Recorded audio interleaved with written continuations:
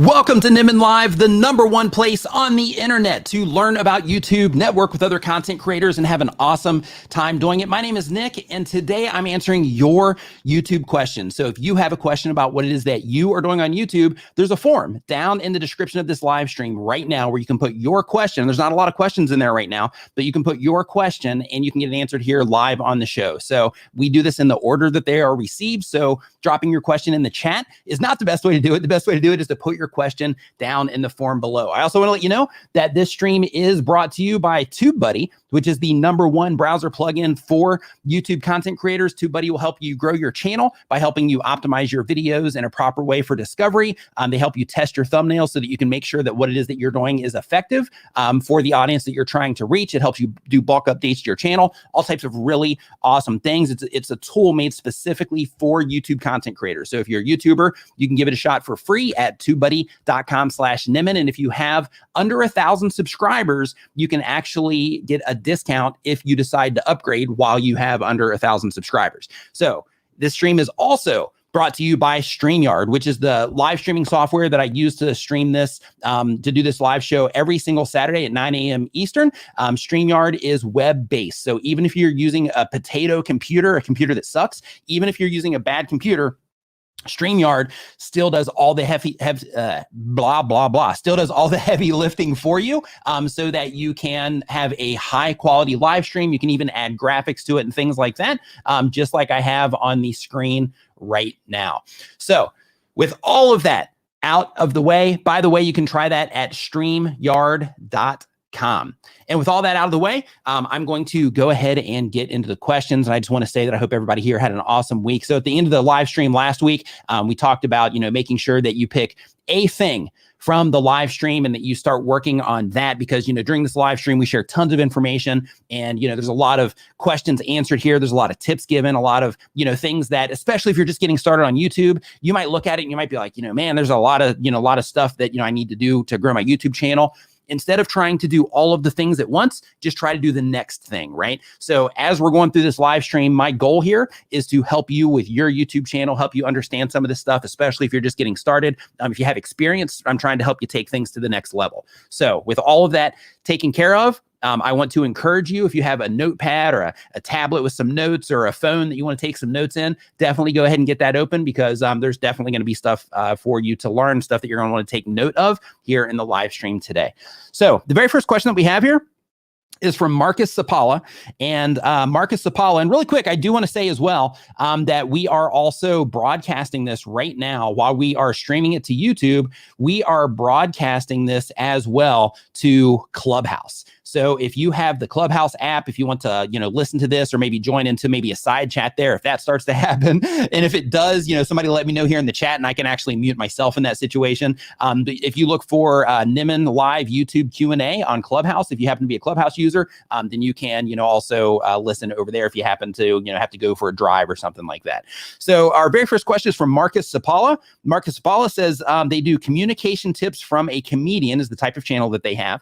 And the goal of the channel is to get booked at corporate events. The question says, hey, Nick, thank you for everything that you do for us. If I compare normal videos, shorts, and live streams, I get the most joy from producing live streams. I optimize them for replay by starting strong and having a specific topic in each stream. With 612 subscribers, I get 15 to 20 people joining. Do you have any tips for using live streaming to grow your income? Absolutely. So as a comedian, I'm not sure what you have available in terms of, the affiliate side of things, like for anybody that does any type of how-to content or tutorials or vlogs and, like that kind of thing. It's really easy to bring attention to things as an affiliate. But as a comedian, because you're just talking, about things and you're making jokes about things, I'm not 100% sure on what you could promote as an affiliate in that situation. So what I would do in that particular scenario is I would lean on the built-in functionality of YouTube to try to generate more revenue for you that way. So with YouTube, as you grow your channel, you are going to get access to channel memberships at a certain point. You're going to get access to, you still got 400 subscribers to go before you can get into the partner program, as long as your watch hours are going to meet that 4,000 hours of watch time requirement. But once that happens, then you can start having super chats, for example. So, one of the things that you'll see here that we do on the live stream is, I answer these questions for free. It doesn't cost a dime for you to get your question answered. However, when people super chat, it kind of moves them to the front of the line because they're putting skin in the game, and I'm a jerk if it doesn't work that way. So because of that, as a comedian, one of the things that you could do is you could do jokes on the fly for people, or you could do certain things to where people would, give you like a super chat as an example to, make a joke about a particular thing, or make a birthday joke message that they might be able to, screen capture and send to a buddy or something like that, just as a loose idea. But that's, something that you could do. You also might be able to drive channel memberships at that point as well. At the very least, one of the other things that you could also do is, I don't know if you have a website of any kind, but if you do, you could also try to drive traffic to that website. And then you could also have ads on that website as well. So once you're in the YouTube partner program, it's totally different because then you can have ads on the live streams also. But when it comes to your website, you could just try to use your live streams, maybe at the end of your live stream, let people know that you have a bunch of, joke memes on your website or something like that they can go and download for free and use on social media. And then that way you might be able to drive some traffic over to your website where you can get some ad impressions over there. And then you can start collecting a little bit. It's probably not going to be a lot until you start growing a pretty big audience and can drive a lot of traffic around. But one of the things that you can do there is you can start driving traffic to that website so that you can put some display ads there on your website as well. So off the top of my head for here, right now during the live stream, that's the very first thing, that comes to mind in terms of some, specific stuff that you can do to try to generate some revenue there from your live stream. But I can say, once you do get into the partner program, with channel memberships and super chats and ads and all that good stuff, it is relatively easy to start making money, even as a small channel, to start making some extra money, directly from your live streams. So I see some of the super chats coming in. I'm going to go ahead and start answering some of those here as well. Let's see here. Today's January 9th, so we're going to start right there. Unbrick Me is the very first question here. It says, what percent is good for CTR? So if you are a new content creator, super chat. If you're a new content creator and you don't know what CTR is, CTR stands for click-through rate or click-through ratio. And on YouTube, according to YouTube, they say between 2 and 10% is the average across the platform. They do not tell us how many impressions that average is. So here's some tips that I want to give you around this. So basically, when it comes to what's good, what you have to do is you have to actually compare against other videos on your channel that are performing well. You also have to compare against the amount of impressions that you're getting on your thumbnails when it comes to looking at your CTR and saying, yeah, you know what, for my channel, this is pretty good, or for my channel, based on what I typically get, this is actually pretty bad. So what you want to do is you want to start over time, and it's really important. And this is something that that everybody here should do, is you should have a Google Doc or an Excel sheet that you start keeping track of things. Analytics gives us tons of information, but then there's these little side things that you can keep track of as well. Things like, okay, when my video gets published, after, let's say, 48 hours, typically how many impressions do I have on that video? For the amount of impressions that I have on that video, typically what does my click-through rate look like? And then you want to break it down even further by saying, okay, that's what my click-through rate looks like on average, but I want to go deeper. And I'm going to look and I'm going to see exactly where those click-through rates are coming from. So in addition to saying, on average, let's say that I'm getting like a 5% click-through rate, I'm going to go and I'm going to see where that 5% is coming from. So what you want to do for this is you want to go into your YouTube analytics.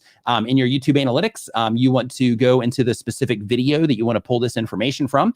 Once you do that, you want to go into the reach tab. And then you want to, or you can just go directly into advanced if you want to, but you want to go into reach, and then you want to go into traffic sources. Once you go into traffic sources, then from there, it's going to show you the click-through rate, the audience retention from the different traffic sources. It's going to show you search, channel pages. It's going to show you browse features. It's going to show you suggested traffic. And then you can start identifying things like, oh, it looks like I've got, an 8% click-through rate here. However, I'm getting like a 5% on, coming directly from my channel page. And then from browse features and suggested, I'm getting like a 1% there, right? So it really starts helping you get some insight on how your videos are performing in coming from the different traffic sources. So, if your videos are showing up on people's home pages, of course, you want to have a fair click-through rate there. If it's coming from your channel page, then you're typically going to have a higher click-through rate there. Suggested videos, you typically get lower click-through rates for suggested videos than you do coming from browse, for example. So, because of that, you want to take all of that into consideration when it comes to determining, what your specific performance metrics look like on your YouTube channel. Because here's the thing. based on the type of content that I make, based on the type of content that everybody that's here in the chat right now, that everybody here makes, based on all of our different types of content, people are going to respond to it in different ways. Based on, the experience that we have, we're going to be able to get people to respond to it in different ways. Based on the impressions that we're getting for all of our different pieces of content, we're going to be able to get people to respond, differently based on that as well. So because of that, you have to look at, okay, this is over time. If you're brand new and you've got 2 videos, you're not going to be able to do this yet, but you want to start tracking the stuff now as your channel goes along so you can get into the habit of doing it. But what you want to start doing is you want to start comparing your videos against each other, because when you do that, then you're comparing, the topics that you talk about, you're comparing everything against the audience that's responding to your content and the audience that YouTube is showing your content to. And that gives you tons of insight into how your videos are performing against each other. And it also just gives you great insight into what good looks like on your channel in terms of performance. So you can say, okay, hey, based on all this stuff that I've tracked, over time, based on the amount of impressions that I have right now, within this 24-hour period, I can tell that this video, you can start predicting it. I can tell that this video is probably going to do okay, right? So, because of that, just start comparing your videos against each other. That's the short way to answer that question. The next question that we have here is from Donnie the Entertainer. Donnie the Entertainer says, it seems that Facebook comments with YouTube links are getting specifically less visibility. Has something changed with Facebook tracking YouTube links and comments? Donnie, it's been that way for a long time, a really long time. So one of the things that marketers will do, it's typically marketers that will discover this stuff, like right out of the gate. But typically what marketers do is they won't have that Facebook, they won't have the link in the direct post itself. They'll put it in the comments, but even those will typically get less reach on Facebook as well. So because of that, if you have a like a Facebook group or a Facebook page and you're driving like a lot of traffic from that, then in that particular case, it might make sense to use Facebook to get traffic to YouTube. However, it's important to make sure that you are leaning on YouTube for organic growth, because, a lot of people will try to reach out externally to pull traffic into YouTube. However, at the end of the day, the real juice is on the platform, right? So if you can go through the process of learning how to write titles that people click on by understanding the language and the language of your audience and the things they care about, learning how to keep people watching your videos for an acceptable amount of time, or we'll just say a competitive amount of time for the videos on the platform, you have to get really good at that. And then once you get good at that, or at least, you don't even have to get really good. You just have to get it to an acceptable level. And then once you get it to that acceptable level, then YouTube will do all the heavy lifting for you on their end in terms of showing your content, to the right people. So because of that, I would still, share your stuff there if you want to. Make sure you're sharing it with the people. Like when you do share your content over on Facebook, and if anybody's watching or listening that shares their content to like LinkedIn and Facebook and things like that, don't just share it on your Facebook page. Don't just share it on your own profile. Don't share it in just any group. What you want to do, if you are going to share anywhere on social media, you want to make sure that you're sharing in front of people that would respond to that content, even if it was shown to them on their homepage when they log into YouTube. You don't want to share it somewhere to where it's like, hey, there's a bunch of people here, let me share it and just see if anybody clicks on it. Because then in that situation, what you're doing is you're making it difficult for YouTube systems to identify who the right people are for your content. So what you want to do is you just want to make sure that you are sharing your content in the right places, so that when those right people are coming in that are a good fit for the content that you make, that YouTube systems can identify that, and they can identify how those people are responding to it, which hopefully it will be positive based on your decisions. And then as long as those people are responding to it positively, then YouTube will go and look for other people that their system thinks that would also be likely to enjoy that content as well, based on how the people that are currently enjoying that content are already responding to what it is that you're doing. So hopefully that helps. Tommy T067, sounds like a stormtrooper to me, says, hey, Nick, I made 2 shorts, but don't see the subscribe link or end screen at the end. Is it because I'm viewing from my channel on my phone? Yeah, so I would definitely try to view from like a friend's phone or something like that and see if you see them there. Well, actually, you can't. So yeah, so what you can do on your YouTube channel is you can actually start the short shelf, or you can add the short shelf to your YouTube channel page. So when you add that short shelf, then you can directly send a friend there and then see if they can see it. And Get Fit with DG, super chat. Thank you for the super chat. Life in Plastic, super chat. Thank you for the super chat as well. Says, I've noticed that my most recent upload is performing well. How can I keep that momentum going? Are there ways to drive traffic besides promoting on other platforms? Absolutely. So, okay. When it comes to YouTube, if you're trying to get more traffic, just more activity in general going on your YouTube channel, a great way to do that is to tell people to watch other videos. And I know that sounds basic, but hear me out here. So basically, when somebody clicks on a YouTube video, they are qualifying themselves as somebody that's interested in the thing that it is that you're talking about. From there, once they have qualified themselves as somebody who likes the type of content that you make, then in that situation, trying to find a good place for that there, then in that situation, what you can do is you can think, okay, if somebody's watching this particular video that I just made, what other content do I have on my channel that would be relevant to the interests of the people that would click on this particular video? And then I want to make sure that I'm pinning a comment.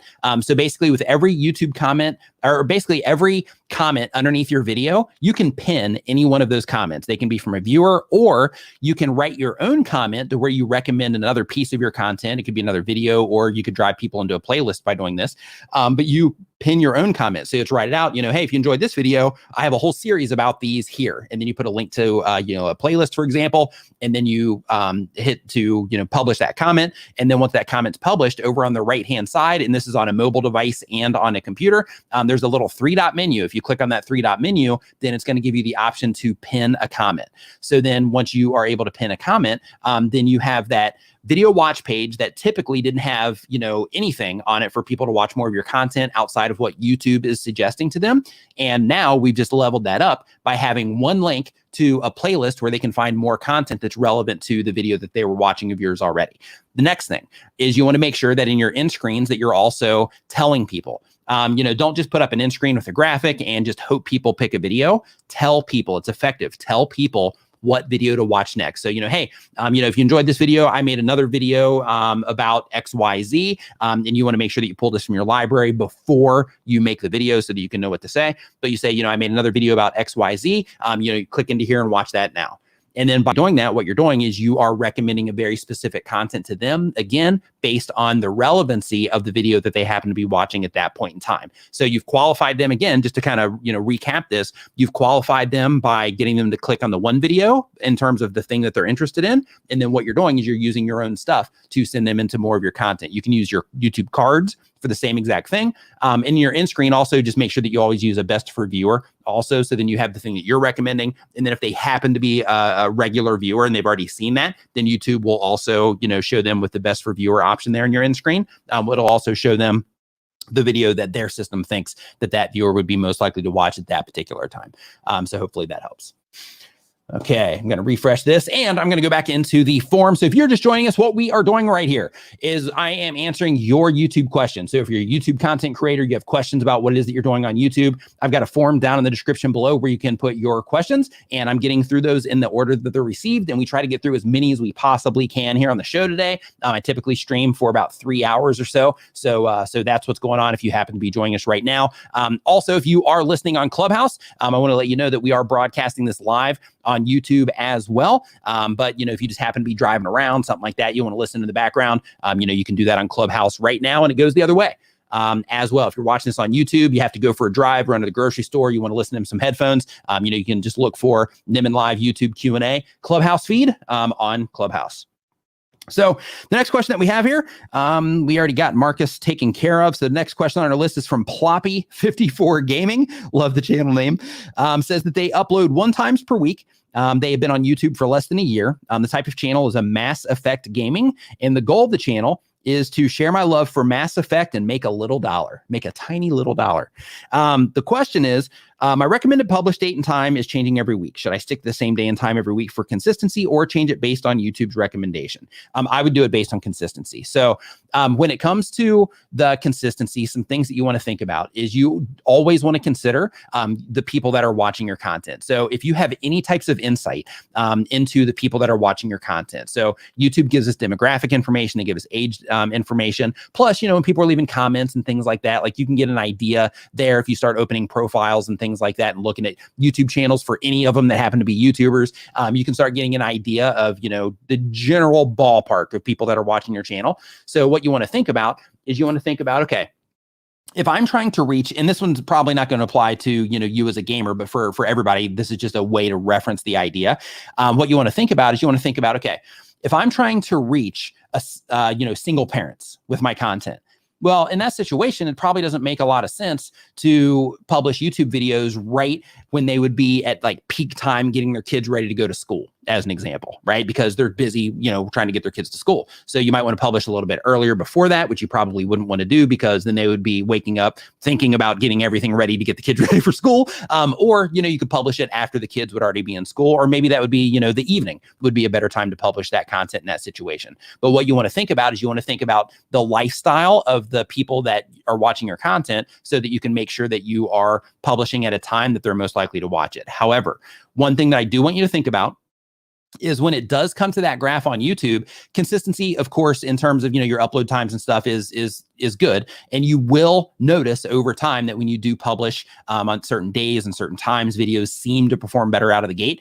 So pay really close attention to, how that's working on your channel. But when it comes to the graph that YouTube shows us on the audience, that can be effective, but you can also upload completely opposite of that, and you can still have videos take off as well. So that's basically just saying that the people that are watching your content, this is the time they are most active, on the platform, at those particular times. So within that, do consider that information when you are deciding the time to be consistent, because that is when they are active on the platform. So because of that, one of the goals of YouTube is to show content to people at the time that they're most likely to watch it and enjoy that content. So because of that, one of the things that you might want to think about is, if I publish when I do have a lot of people on the platform, then those people, if they've recently interacted with my content, those people are pretty likely to be served my video because they're already on the platform and they've already interacted with my content. That's why YouTube is tracking them as part of my audience. So therefore, I definitely want to consider that when I am deciding that consistent time to upload.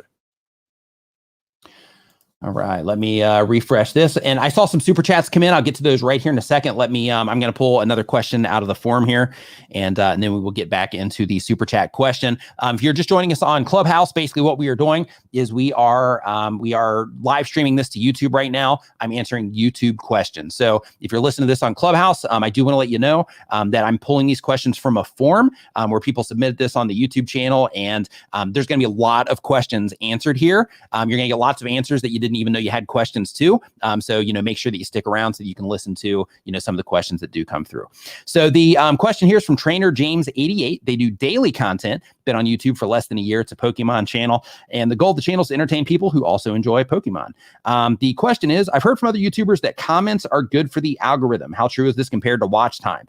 So watch time is way more important.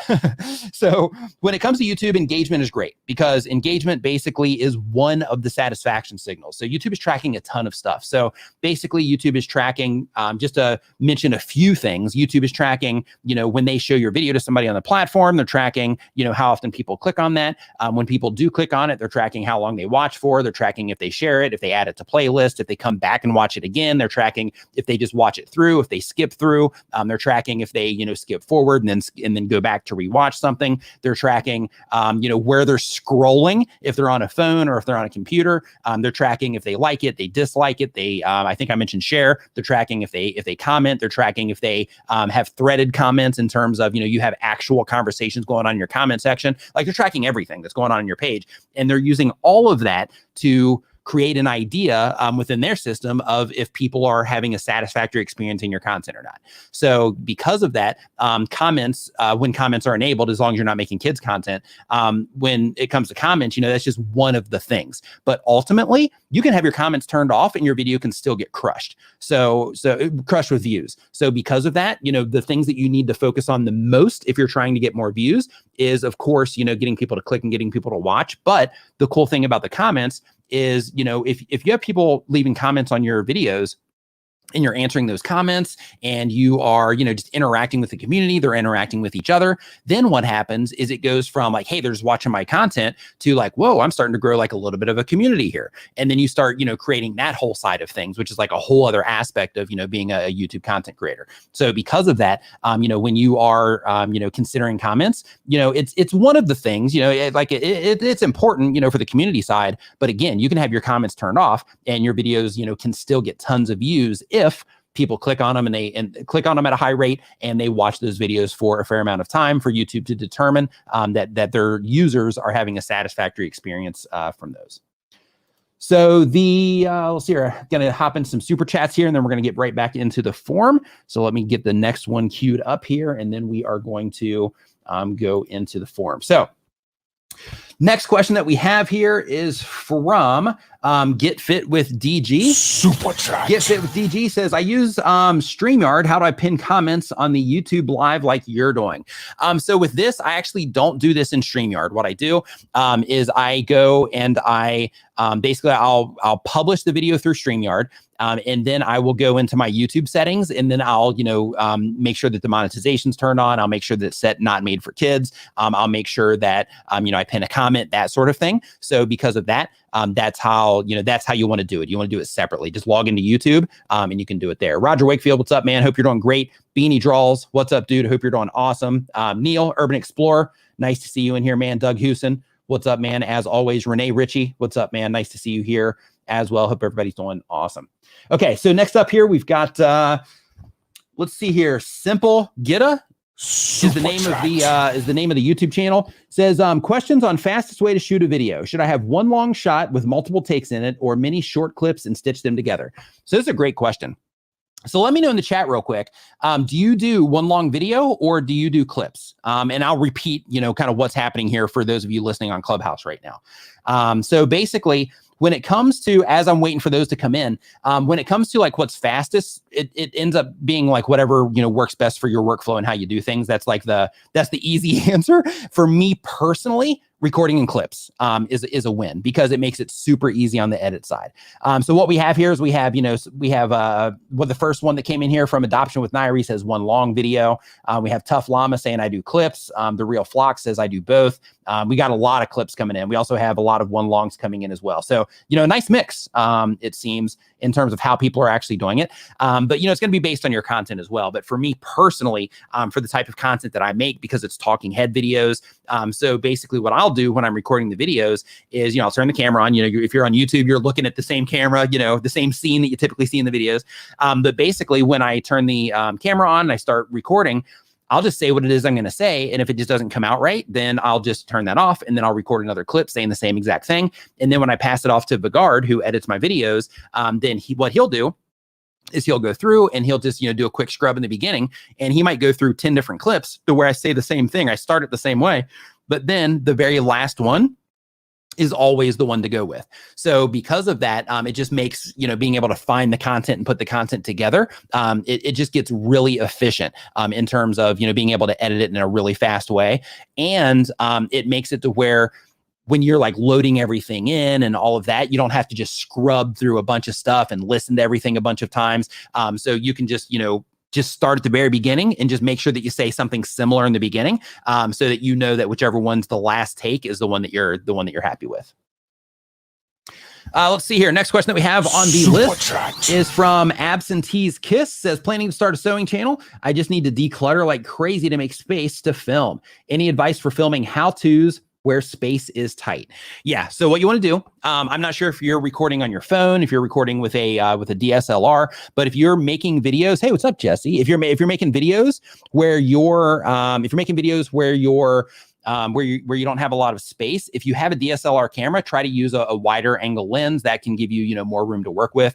When it comes to lighting, I would get panel LED lights. So for those of you watching on YouTube, you can see the lights that I have up here. They're really small lights. I would get something like that instead of using big soft boxes, because then that, will make the space not feel as closed in on you. I know Elgato, you have to have a Stream Deck for it though. I think I ordered one. I just haven't set it all up yet for the new place or for the new studio that I'm putting together. But basically, they have something called a key light that mounts to your desk, and you mount it to your desk and you can control it through your Stream Deck. And I think you might be able to do it through an app as well, but it's like a pancake. I mean, it's super thin. You can also consider that as well when it comes to your lighting. But when you're trying to film in a really tight space, using like a wider lens can definitely kind of open things up a little bit. And from the lens side, make it feel not as small when you're actually watching the video. So like, for example, with this, I have for those of you watching on YouTube, I have a 16 millimeter lens that I'm doing this from, and I'm positioned far enough back to where, to where it doesn't make everything look weird with my face. And because it's a wider lens, you can see more of my, what's going on in the room here. And it also helps just create a little bit of distance here between me and what's going on in the background. And of course, it's a 1.4. So because of that, you get, the stuff as we get further into the background, then you'll see, kind of blurs out behind me there. So next up on our list here, let's see here. I got that one, got that one, got that one. We've got Seismic Shock TV. Superchat. Seismic Shock TV says, my question is, we do Pokemon content, upload 3 to 4 times a week, 10 to 20-minute videos, but recently started doing shorts daily, and we get way more views and subs on shorts. What's a good balance? So here's the thing right now, for anybody that who here's doing shorts, just give me a hashtag me on YouTube if you're doing shorts. So basically, when YouTube rolls out a new feature, it doesn't matter if it's mobile live streaming, it doesn't matter if it's stories, it doesn't matter if it's shorts, whatever it is. When they roll out new features, the people that start taking advantage of those features early, they always get gains. And the reason for that is because there's not tons of people doing them. So, where long form content, every YouTuber is doing long form content. so, when you are, when you're doing the, when you're taking advantage of one of the new features, then you can get tons of gains off of it. So what I would do, if you're getting a lot of activity on your shorts, go ahead and, just make sure that on your channel page that you go into your back end and you add the short shelf to your channel page and just go ahead and start making some shorts. Now, keep in mind though, that, those shorts are also right now, they're showing up on your video page as well. So for some people, that you don't want them to have to dig through, 100 different shorts in order to get to your long form content. If your main thing that you're going to be doing on the YouTube channel ultimately is long form content. But if you're like, hey, every week I'm going to do like, 2 or 3 shorts, and then I'm going to publish, a video or 2, then in that case, you can balance it out to where you have enough long form content in there, you have some shorts content in there, and then, you can have a nice even balance that way. But I definitely would not, if you plan to, in the future, continue doing the long form content, I wouldn't pump out like 100 shorts and just completely fill your video page up with shorts, just for the sake of, not polluting the video page. But if you're getting results, definitely do them, add them to your strategy in terms of, publishing them. But I just wouldn't fill your entire video page with them. Okay. Next up on our list here, and I'm waiting for the page to load there because I had some more super chats come in. But while we're waiting for that, I'm going to hop into the forum here and answer another free question here. Brian G. Johnson in the house. What's up, dude? Hope that you're doing awesome. He's saying Bermuda shorts. So Brian G. Johnson, ladies and gentlemen, is the author of Tube Ritual Volume 1. Brian, thanks for coming into the chat here. Brian will help you jumpstart your YouTube journey to 5,000 YouTube subscribers and more. You can find a link to that book down in the description, or you can just hop on Amazon and just look for Tube Ritual and Tube Ritual Volume 1, actually, and that will pop up. Always like to give Brian a shout out when he comes in here. Brian's a homie buddy of mine, so always like to share the love there. So the question here is from Jonathan Ayers. And Jonathan Ayers says that they have a tutorial channel where they do Adobe Photoshop, Lightroom, Illustrator, Premiere, etc., as well as some photography. The goal of the channel is to give back to the community and grow the channel to some level of income. Really quick, I just want to say, quick sidebar, how awesome it is. Like with the questions that come in here, one of the things that, if you've been hanging out in the live streams for a long time, one of the things that you hear a lot is, people are like, hey, I just want to help other people. I just want to give some value to other people. I want to show other people how to do this. I want to inspire people to do this. I absolutely love that about YouTube. For some reason, YouTube just attracts, people. I mean, it attracts, bad people too, but there's a lot of people here that are like, hey, I'm just trying to, share my love of this with other people. And it's just awesome. I just wanted to say that real quick. Okay. So the question here is the goal is to get back to the community and grow the channel and to get some level of income. And the question, should I niche down? Or are all these programs related enough that I'm good? There's channels that cover content creation with a broader stroke. So should I be okay? I appreciate your time and your advice. Stay safe. So thank you for that. So when it comes to niching down in this particular situation, I think Photoshop, Lightroom, and Premiere. Actually, no, if you're doing photography, then I think Photoshop and Lightroom and photography is a good fit. I think Illustrator and Premiere don't really fit that great into there if you're trying to cover the whole Adobe suite. So what I would recommend in this situation is thinking about instead of thinking about, okay, I'm going to niche down, so I'm going to limit the content that I'm making, instead of having that perspective, think about it from this perspective. Instead of niching down and limiting the content, instead, I'm going to think about who it is that I'm trying to reach. So if I'm teaching photographers and I'm sharing photography content, then in that situation, what tools do photographers use? So photographers, typically more use Lightroom, and they use Photoshop. So then in that situation, if you're targeting photographers, then in that case, you having, Illustrator in there, or maybe even Premiere, isn't necessarily a great fit for them. So instead of looking at, which software should I cover, think about who is it I'm trying to reach with my content, and, who am I doing all this for? And then cover the software that makes sense to them. So that's the way that you want to think about this situation, because what you don't want to do is you don't want to cover like every Adobe product, because, okay, like me, for example, right? I use Lightroom, I use Photoshop, I use Premiere from time to time when it comes to video content. Of course, I use, different apps and stuff as well. However, if I were to subscribe to your YouTube channel for one of your Photoshop videos, I'd be like, sweet, this person, I love the way that this person teaches. I love the information or how they're putting all this stuff together. I love the flow of their videos. It just feels great. I'm learning a ton from this person. And I subscribe from your Photoshop content. Well, the next thing happens where I log onto YouTube tomorrow, and YouTube system identified me as somebody that enjoyed your content because I watched your video to the end because you were teaching me something awesome. I subscribed to your YouTube channel. I left you a comment letting you know how awesome your video was. I gave your video a thumbs up. And let's say that I even shared it in my community feed, or I shared it on Twitter. YouTube identifies, hey, Nick really likes this channel. So then you publish a video on Illustrator. So YouTube says, hey, Nick just interacted with this channel in a big way, subscribed and shared it and all this good stuff. So, hey, let's show this video to Nick, see if he responds to this. Well, I'm not going to, because I use Photoshop and Lightroom. So because of that, what you want to think about, this is why thinking of who it is that you're reaching with your content is so important. So because of that, what you just did is you caused a situation, because of, trying to make content for all of this different software, you just caused a situation to where, I just hurt your click-through rate. So, and you just hurt your click-through rate for all of the people that are subscribing just for the Photoshop and Lightroom content, or just the Photoshop content as an example. So that's where thinking of who you're reaching with what it is that you're doing is extremely valuable, because, for photographers, you're going to have a big chunk of photographers that are using both Photoshop and Lightroom. You're probably going to have a bigger chunk that are just using Lightroom, but there's going to be, definitely a nice bleed over that's also using Photoshop as well. So just thinking, who am I reaching? And for everybody, it doesn't matter what type of content that you're making, but just thinking, who am I trying to reach with what it is that I'm doing, and what makes the most sense for what it is that they would be interested in based around, the things that I'm doing on my YouTube channel. So, one great example of this, there's a YouTube channel called Pix and Perfect. Love that channel. Anytime a video shows up on my homepage from Pix and Perfect, I click it and I watch it all the way to the end. I love the way that he trains. I love the sound of his voice, like everything. I love that YouTube channel. And because of that, and because he focuses solely on Photoshop, anytime one of his videos pops up, bam, I know it's awesome. It's directly relevant to me as a Photoshop user. Even if it's something outside of what I might normally do, because of how he does it, I'm like, okay, yeah, this is cool. And it's still related to a piece of software that I use. Therefore, I might still, get a nice gem out of this. So because of that, him being a dedicated Photoshop channel has caused huge gains for what it is that he's doing. I think it was 4 years ago. I had a YouTube video on my channel where I said, hey, in the comment section here, let me know, how many subscribers you have.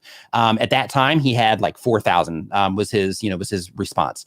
And, now he's over, I think, like 2 or 3 million subscribers on his YouTube channel, just crushing. But basically the reason for that is because, one, he's good at what it is that he does, but two, he's also very focused on who it is that he's reaching with what it is that he's doing. And every single piece of content that he puts out is directly relevant to the people that he's trying to reach. So that's what you want to think about when it comes to, niching down. Niching down isn't a limitation in content. It's more a focus on who it is that you're trying to reach and the things that they're likely to be interested in. Okay, so next question that we have here, we are going to pull from the super chat here, and this is from Buddy's DIY. What's up, Buddy? Hope you're doing awesome. Says, I know you may be biased since you are affiliated with TubeBuddy, but I have 56,000 subscribers now and obviously doing fine without it. Would it be worth the investment? Yes, of course I am biased, but it's not because I'm sponsored for them. It's not because I promote them as an affiliate either. So basically, before any of that stuff happened, I was still using TubeBuddy and I was still recommending TubeBuddy to other people. I recommend that you use all of the tools as a content creator. Basically, if you have 56,000 subscribers, I'm guessing the amount of view counts that you are bringing in will support your purchasing of TubeBuddy and all the other stuff that's out there. So what I would do in your situation is I would get it all. I would get it all, at least the trial versions, and I would experiment with it on your stuff. And I would see which one makes the most sense to you in terms of how you're using it. And I would make sure you focus on that one. But then there's also features within all of them that the other ones don't have. So for example, one of the really great things that I like about TubeBuddy is the A/B testing feature. So A/B testing is basically when you're testing thing A against thing B. So, this is popular in like advertising. This is popular in like website building. This is popular, across anything that you do on the internet. And basically the idea is, since you're testing things against each other, you get to find out what's the most effective based on the things that you're doing. So one of the things that would be advantageous for you as somebody who already has an audience, who I'm guessing when you publish a video, you already have that core group of people that are coming in. One of the things that would be extremely advantageous for you would be the A/B testing feature for your thumbnails, so that you could start getting some deeper insights into how people are responding to the different thumbnails that you're making, and so that you can get insights into where they're responding to those thumbnails. So for example, when you use the A/B testing tool inside of TubeBuddy, one of the things that you'll see is they'll tell you that when this thumbnail is presented and people click on it, they typically watch for this amount of time, because with thumbnails and titles, they create an expectation before somebody actually clicks on that video, and that expectation can impact your watch time or how long they watch that video for. So it tells you, how long people watch with each thumbnail. It tells you how much engagement you got from each thumbnail. It tells you which traffic sources. So for example, if you're somebody that is trying to make evergreen content that's targeted for search, let's say that you're a marketer, let's say that you're doing something where you're driving some type of, you just want to create some type of like affiliate income from what it is that you're doing, in that situation, you're like, okay, so for me, I want to make sure that I'm ranking in search for some of this. So because of that, I want to make sure that this particular thumbnail and title combination, that when it shows up in search, that I want to make sure I'm picking the thing that's getting clicked on more there. If you're trying to get more browse traffic and more homepage traffic, let's say that in that situation, you don't really care about search. You're just wanting views. You don't care. Then in that situation, you can say, okay, well, in search or in browse and suggested, this one way outperformed search. So in that situation, there's more traffic on YouTube and browse and suggested. So therefore, I'm going to lean on that one as the higher performing thumbnail. But TubeBuddy actually accumulates all of this data, and they'll tell you this thumbnail is the winner compared to this thumbnail. But of course, you can break it down to the details and make sure that the result that they're showing you is also matching the goals and what it is that you're targeting with a specific video. So absolutely. So here's the thing. With TubeBuddy, they have a free trial to where you can just try out like the basics of it, but that doesn't get you the A/B testing feature. Try it for a month. If you don't like it, then in that situation, then you can just cancel it out, not a big loss. Other things that it's really good for is they have an SEO optimizer there. They also have something called a click magnet. So the click magnet actually goes through all of your thumbnails. And I think it's the thumbnails of your last 50 videos. And it basically tells you things like, hey, thumbnails with faces on them seem to get more clicks. Thumbnails without faces on them seem to get more clicks. Thumbnails with big text or multiple faces or these colors, whatever it happens to be, it starts breaking down your thumbnails and let you know, which ones people are responding to the most. Super chat. Crispy Locks says, looking for a good vlogging camera with an external mic connection. Any suggestions? So unfortunately, I hate to tell you this, Crispy Locks, but I'm not like a camera person necessarily. Like I've got, the cameras and everything, but I'm not like a really hard spec person. Plus I'm not sure what your budget is either. But one thing that I can tell you, for doing a vlogging camera with an external mic, GoPros can get you a really long way. They're waterproof, all that good stuff. So, GoPro could be a great option for you. They also have the Media Mod Kit. With the Media Mod Kit, you can add a microphone to it. You can add a light to it, that kind of stuff, so that you can make sure that your audio is good and that sort of thing. You can also use like a Canon M50, which is not this camera, but the Canon M50. It's what I used to use for one of the webcams. That's why I mentioned that. That's why I pointed to this one. But basically with the Canon M50, the cool thing about that one is it's, it's lightweight. It's high quality, but it's a low price. But if you get that, then you're going to have to get an external mic for it as well. So when you do get your camera, I also recommend that you do get an external mic also. Brian D. Johnson here saying the Sony ZV-1 is also a fantastic choice. Lots of camera people in here. Yeah, so I'm sure you can probably get, a lot of really good recommendations directly out of the chat as well. Professor Nez in the house. All right, so let's see here. Next up on our list, I'm going to refresh that, and I'm going to go down here into the list. We got Jonathan Ayers. Did I do this one already? Yeah, we did. Okay, so next here on the list, we have Zane Shaw. And I just want to say, if you are just joining us on Clubhouse, I want to let you know that what we're doing right now is I'm live streaming this to YouTube on my YouTube channel. And basically, you are listening to the audio version of the live stream. So what I'm doing here in this live stream is I'm answering YouTube questions. And they basically put in questions about their YouTube channels, things they're trying to understand about YouTube and making videos. They're trying to, get a handle on that. And they answer the question in a form. And I basically just go through these in the order that they're received. And I, answer the questions based on, my experience here on YouTube personally and my experience working with a lot of other content creators as well. So that's what's going on, for those of you listening here on Clubhouse. So the next question here is from Zane Shaw. Zane Shaw says they have a e-commerce channel, and the goal of the channel is to be a resource for viewers about Amazon, eBay, and Shopify. The question: how important is a one-man army to focus on one channel and upload consistent? Sometimes I feel like doing everything: Insta, Twitter, LinkedIn, TikTok, etc. So here's the thing: it's how bad do you want it, right? Like if you're like, okay, I need to focus on my YouTube channel, but in order to make sure that, I'm trying to get as much reach as possible, if time allows, or if you have, the time in your life, to go ahead and, start posting on Twitter and go ahead and start interacting on LinkedIn, all that stuff, you can do all of the things.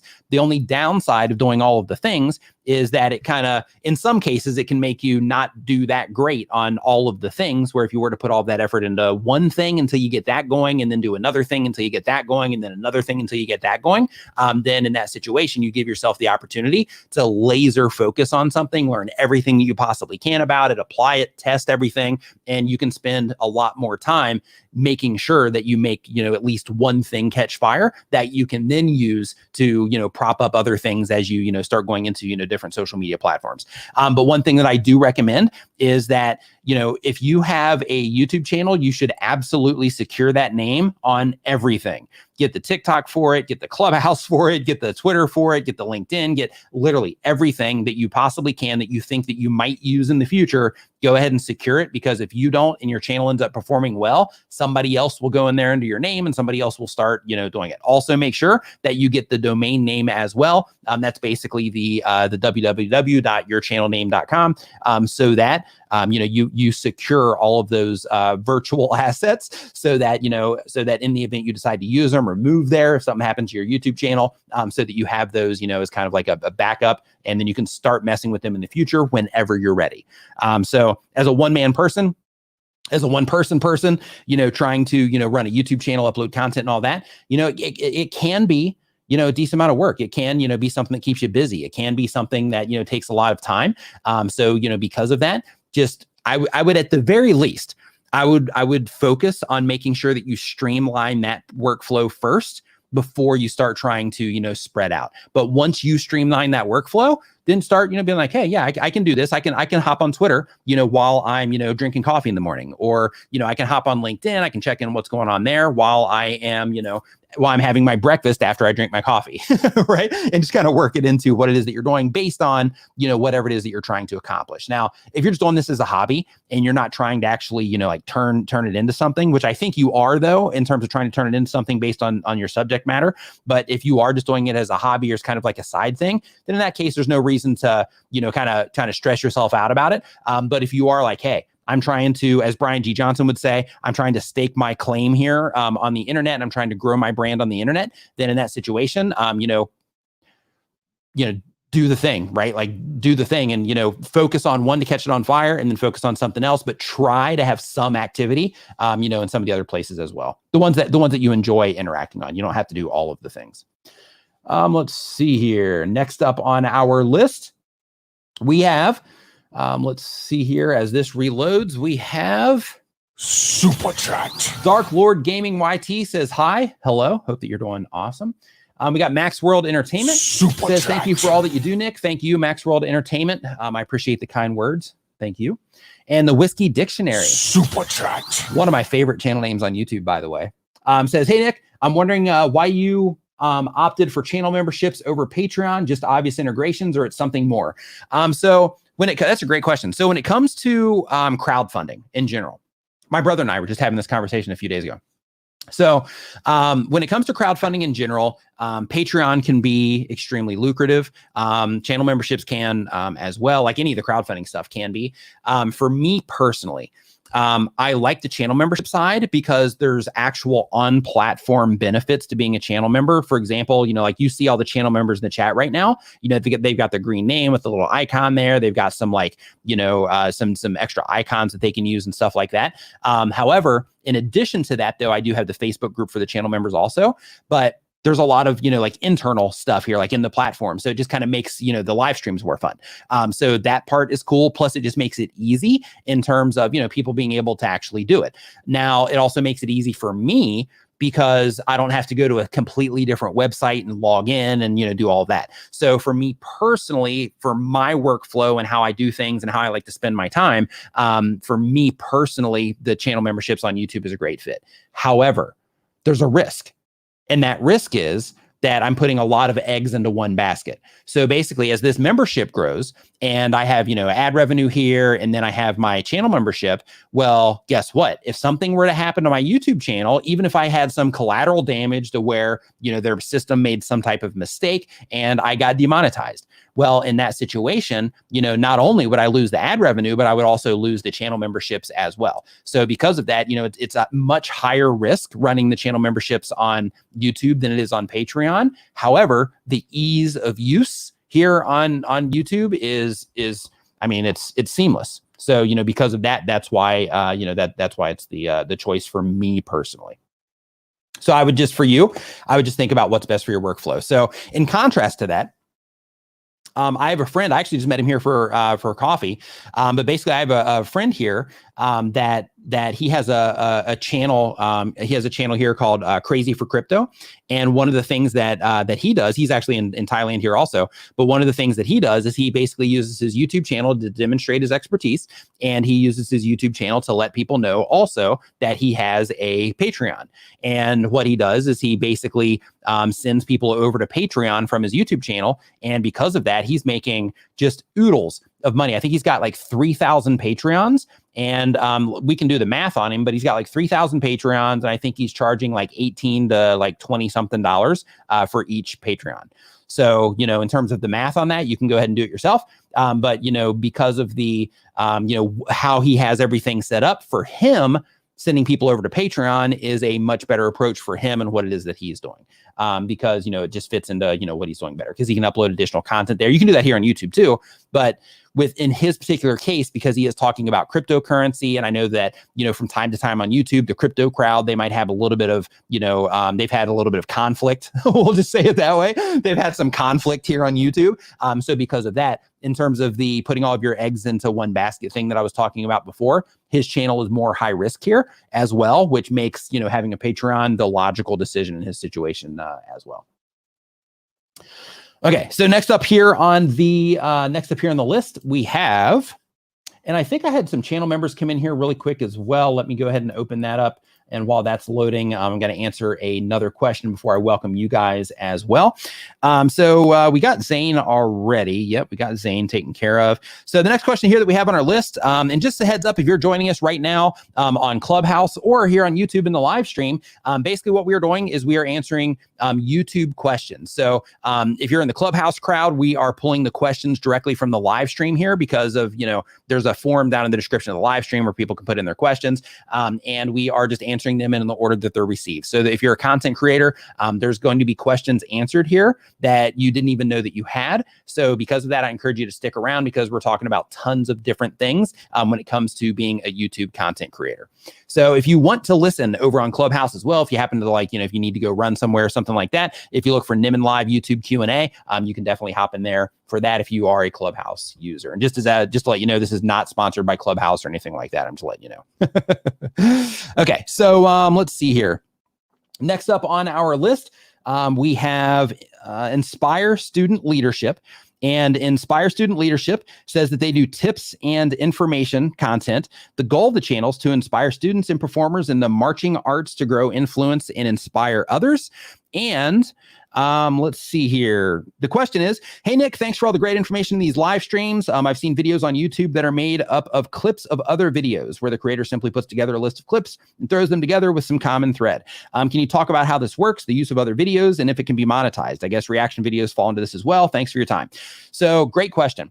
So when it comes to reusing content on YouTube, these days, it's extremely difficult to monetize that types of channels. So the established channels, a lot of them, can still do it. But in terms of new channels coming onto the platform and being able to monetize, not so much. So because of that, I would put this into like a high risk territory, because what you're doing is you're basically compiling all the content together, which then in that case makes it, to where it's falling under more of the fair use type of thing, and you are making unique compilations of that content. And on that side of things, it's definitely content that is popular on YouTube, but in terms of monetizing it, it's getting increasingly more difficult, and more cases than not, people are actually not, well, I can't say more cases than not, but in tons of cases, people are not getting monetized with that type of content these days. Reaction videos, that thing's starting to apply to reaction videos as well, in terms of, YouTube is basically wanting you to create unique content for the platform. So in some cases, you can definitely do reaction content, and it can do great on your channel. But in terms of getting newly monetized just as a reaction channel, that can definitely be a hurdle that you are going to have to, or that you might end up having to climb.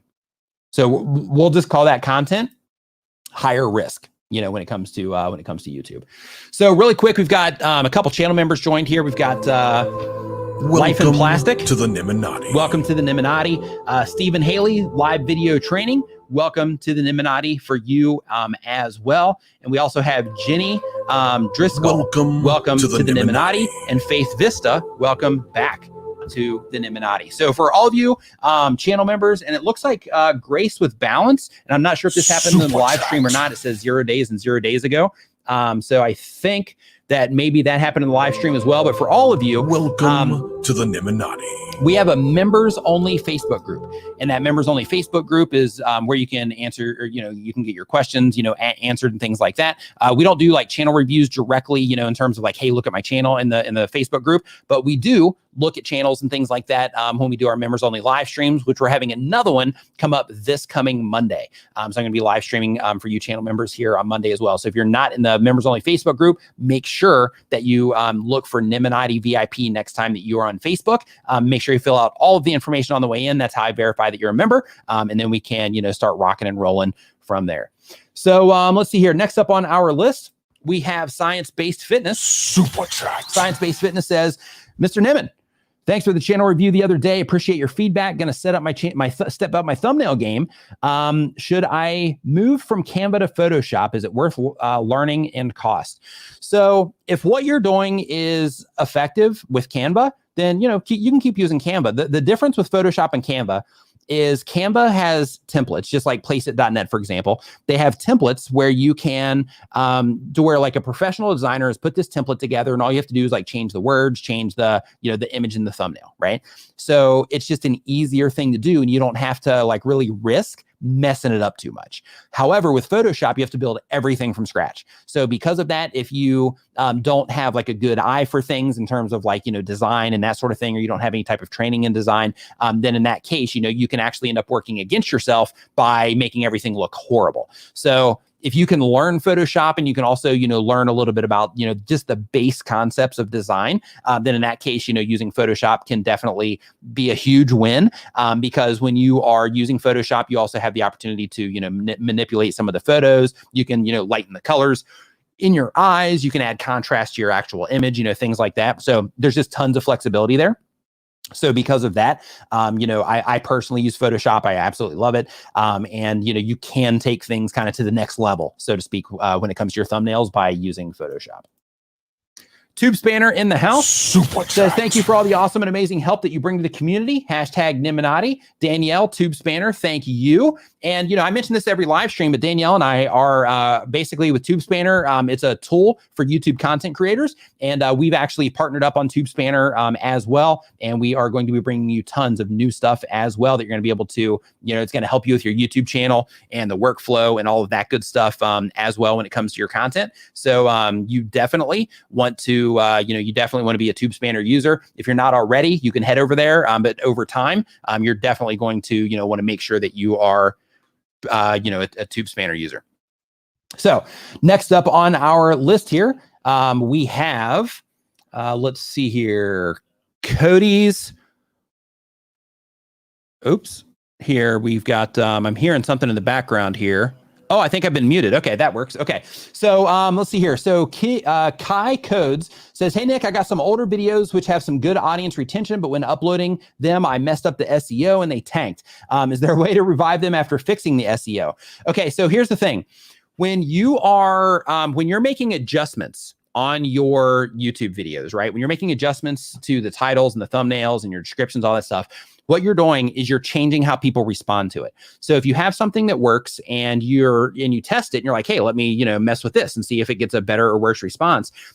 If it gets a worse response, then, that's cool. Just know that, okay, well, that one got me a bad response. So now I need to change it back or make another change to it so that I can hopefully get a better response when it ends up, being shown in search and things like that. Or just, on a home page or next to another video.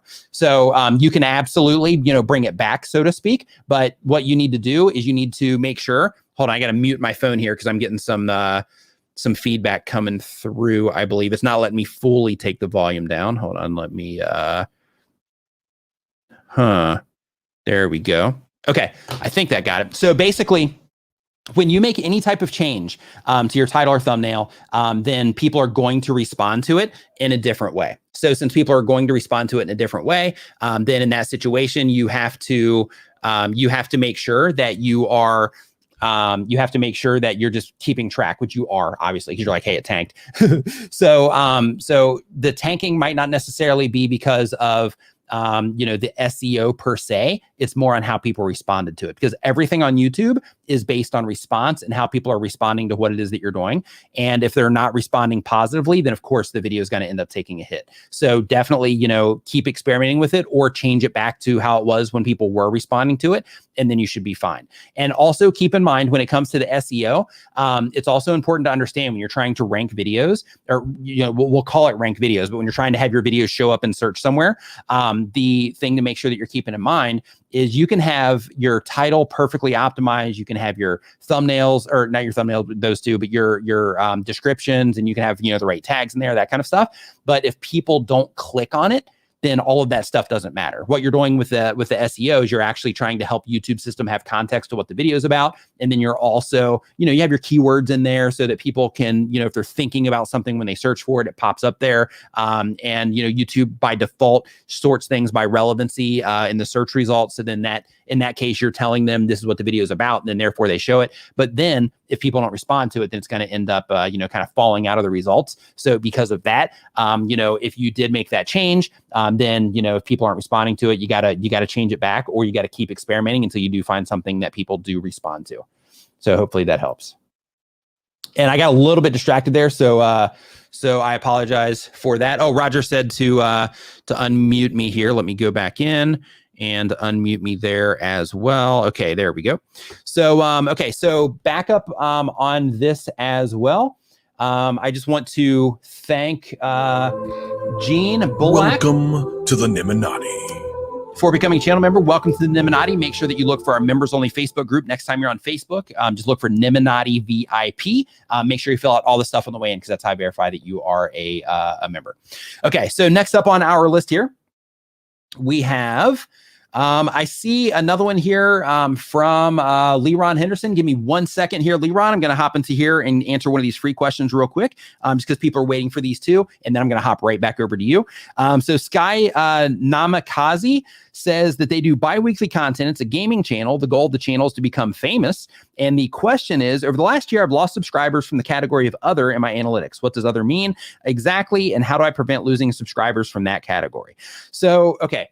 So it depends on where it is that you're seeing that other. Typically, it's in a traffic source. So basically, other is one of the things that are just not listed there. So it can be things like, something inside of your own analytics, which you wouldn't lose, subscribers from there. But like maybe clicking on a video, or maybe somebody that has access to your account clicking on one of your videos inside of your, the back end of your channel, that kind of stuff. But basically, what you want to think about, we'll just talk about losing subscribers because that's the important thing. So basically, part of the game here on YouTube is that you're going to gain subscribers, you're going to lose subscribers. Since I started my channel, I've lost over 200,000 subscribers on my YouTube channel. It's just part of the game.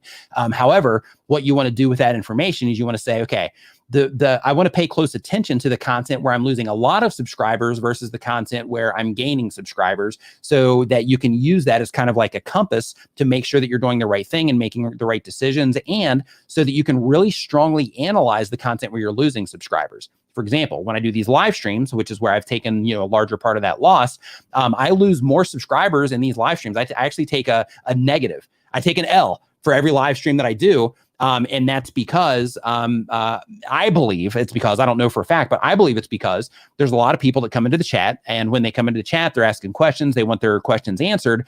And since I, have them going into the forum and I answer them in the order that they're received, some people might feel that I'm ignoring them, or that, that their voice doesn't count maybe, or, whatever it happens to be.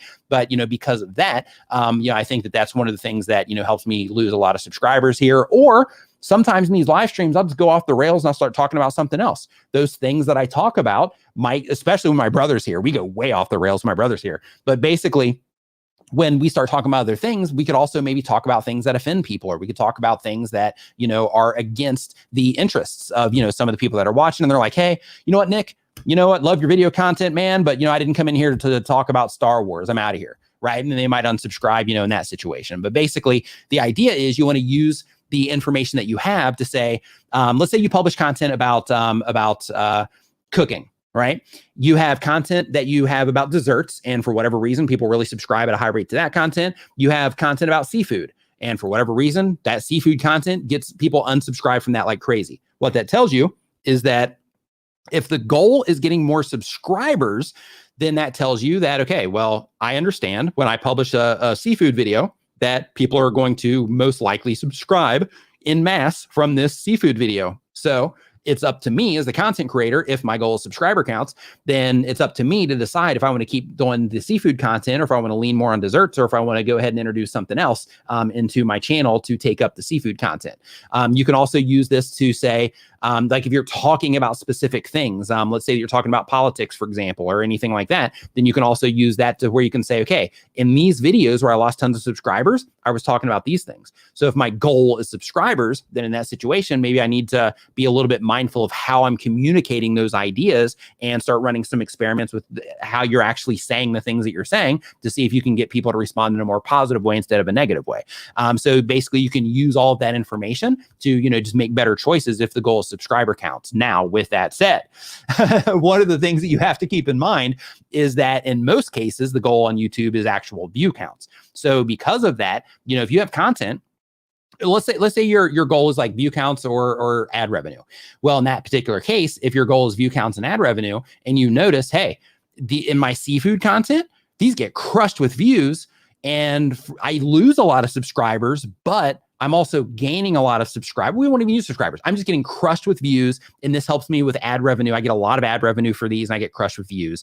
However, people subscribe more to the other one. So now, if my goal is views and ad revenue, you know what? Sure, I'm going to lose some subscribers, but this is helping me achieve my goals of getting more views and getting more ad revenue. So this particular pillar of content, I'm just going to go ahead and mark this down as content that drives more revenue. So then when I'm putting my content strategy together and I'm trying to balance out, these videos I'm just making to get stuff off my chest. These are the videos I'm making to drive income to the channel. These are the videos that I'm making for channel growth. These are the videos that I'm making for, authority or whatever it happens to be. Then what you can do is you can just make sure that you're including, the seafood there as one of the things that drives revenue. Especially if it has like a higher CPM, for example. If it's one of the things that drives more revenue, then of course you would want to make sure that you are still continuing to make that content, even if you're going to take a slight subscriber loss from that content, because it's helping you achieve the ultimate goal in that situation, which is the view count or the revenue, if that's what you're after. But again, if your goal is only sub counts, then you have to consider that as well. So one of the things that I mentioned at the very beginning of my last live stream, and I think the end of the live stream that I did for 2021, is to make sure that when you are uploading videos to YouTube, that you understand why you're uploading videos to YouTube. Like in this situation, right? Like here for Sky Nemakazi, the goal is to become famous. Well, I can tell you this, I can promise you this. View counts are going to make you way more famous than your subscriber counts. And the reason for that is because over time, you're going to lose a ton of subscribers. Like if you're going to be on your way to getting famous, over time, you're going to lose a ton of subscribers, and that's okay.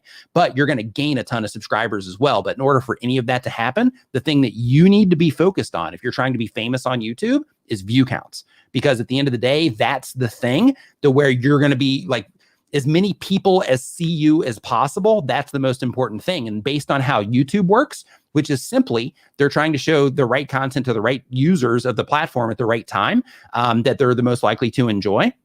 So based on how YouTube works in terms of some of those users, they come and they enjoy your content because they just love how you do your content. It doesn't matter if they subscribe or not. That is one of the satisfaction signals in terms of did this user click the subscribe button, on this video? That's a signal. However, if somebody watches 3 videos on a YouTube channel or 5 videos on a YouTube channel, YouTube's going to keep showing them videos from that channel if they subscribe or not.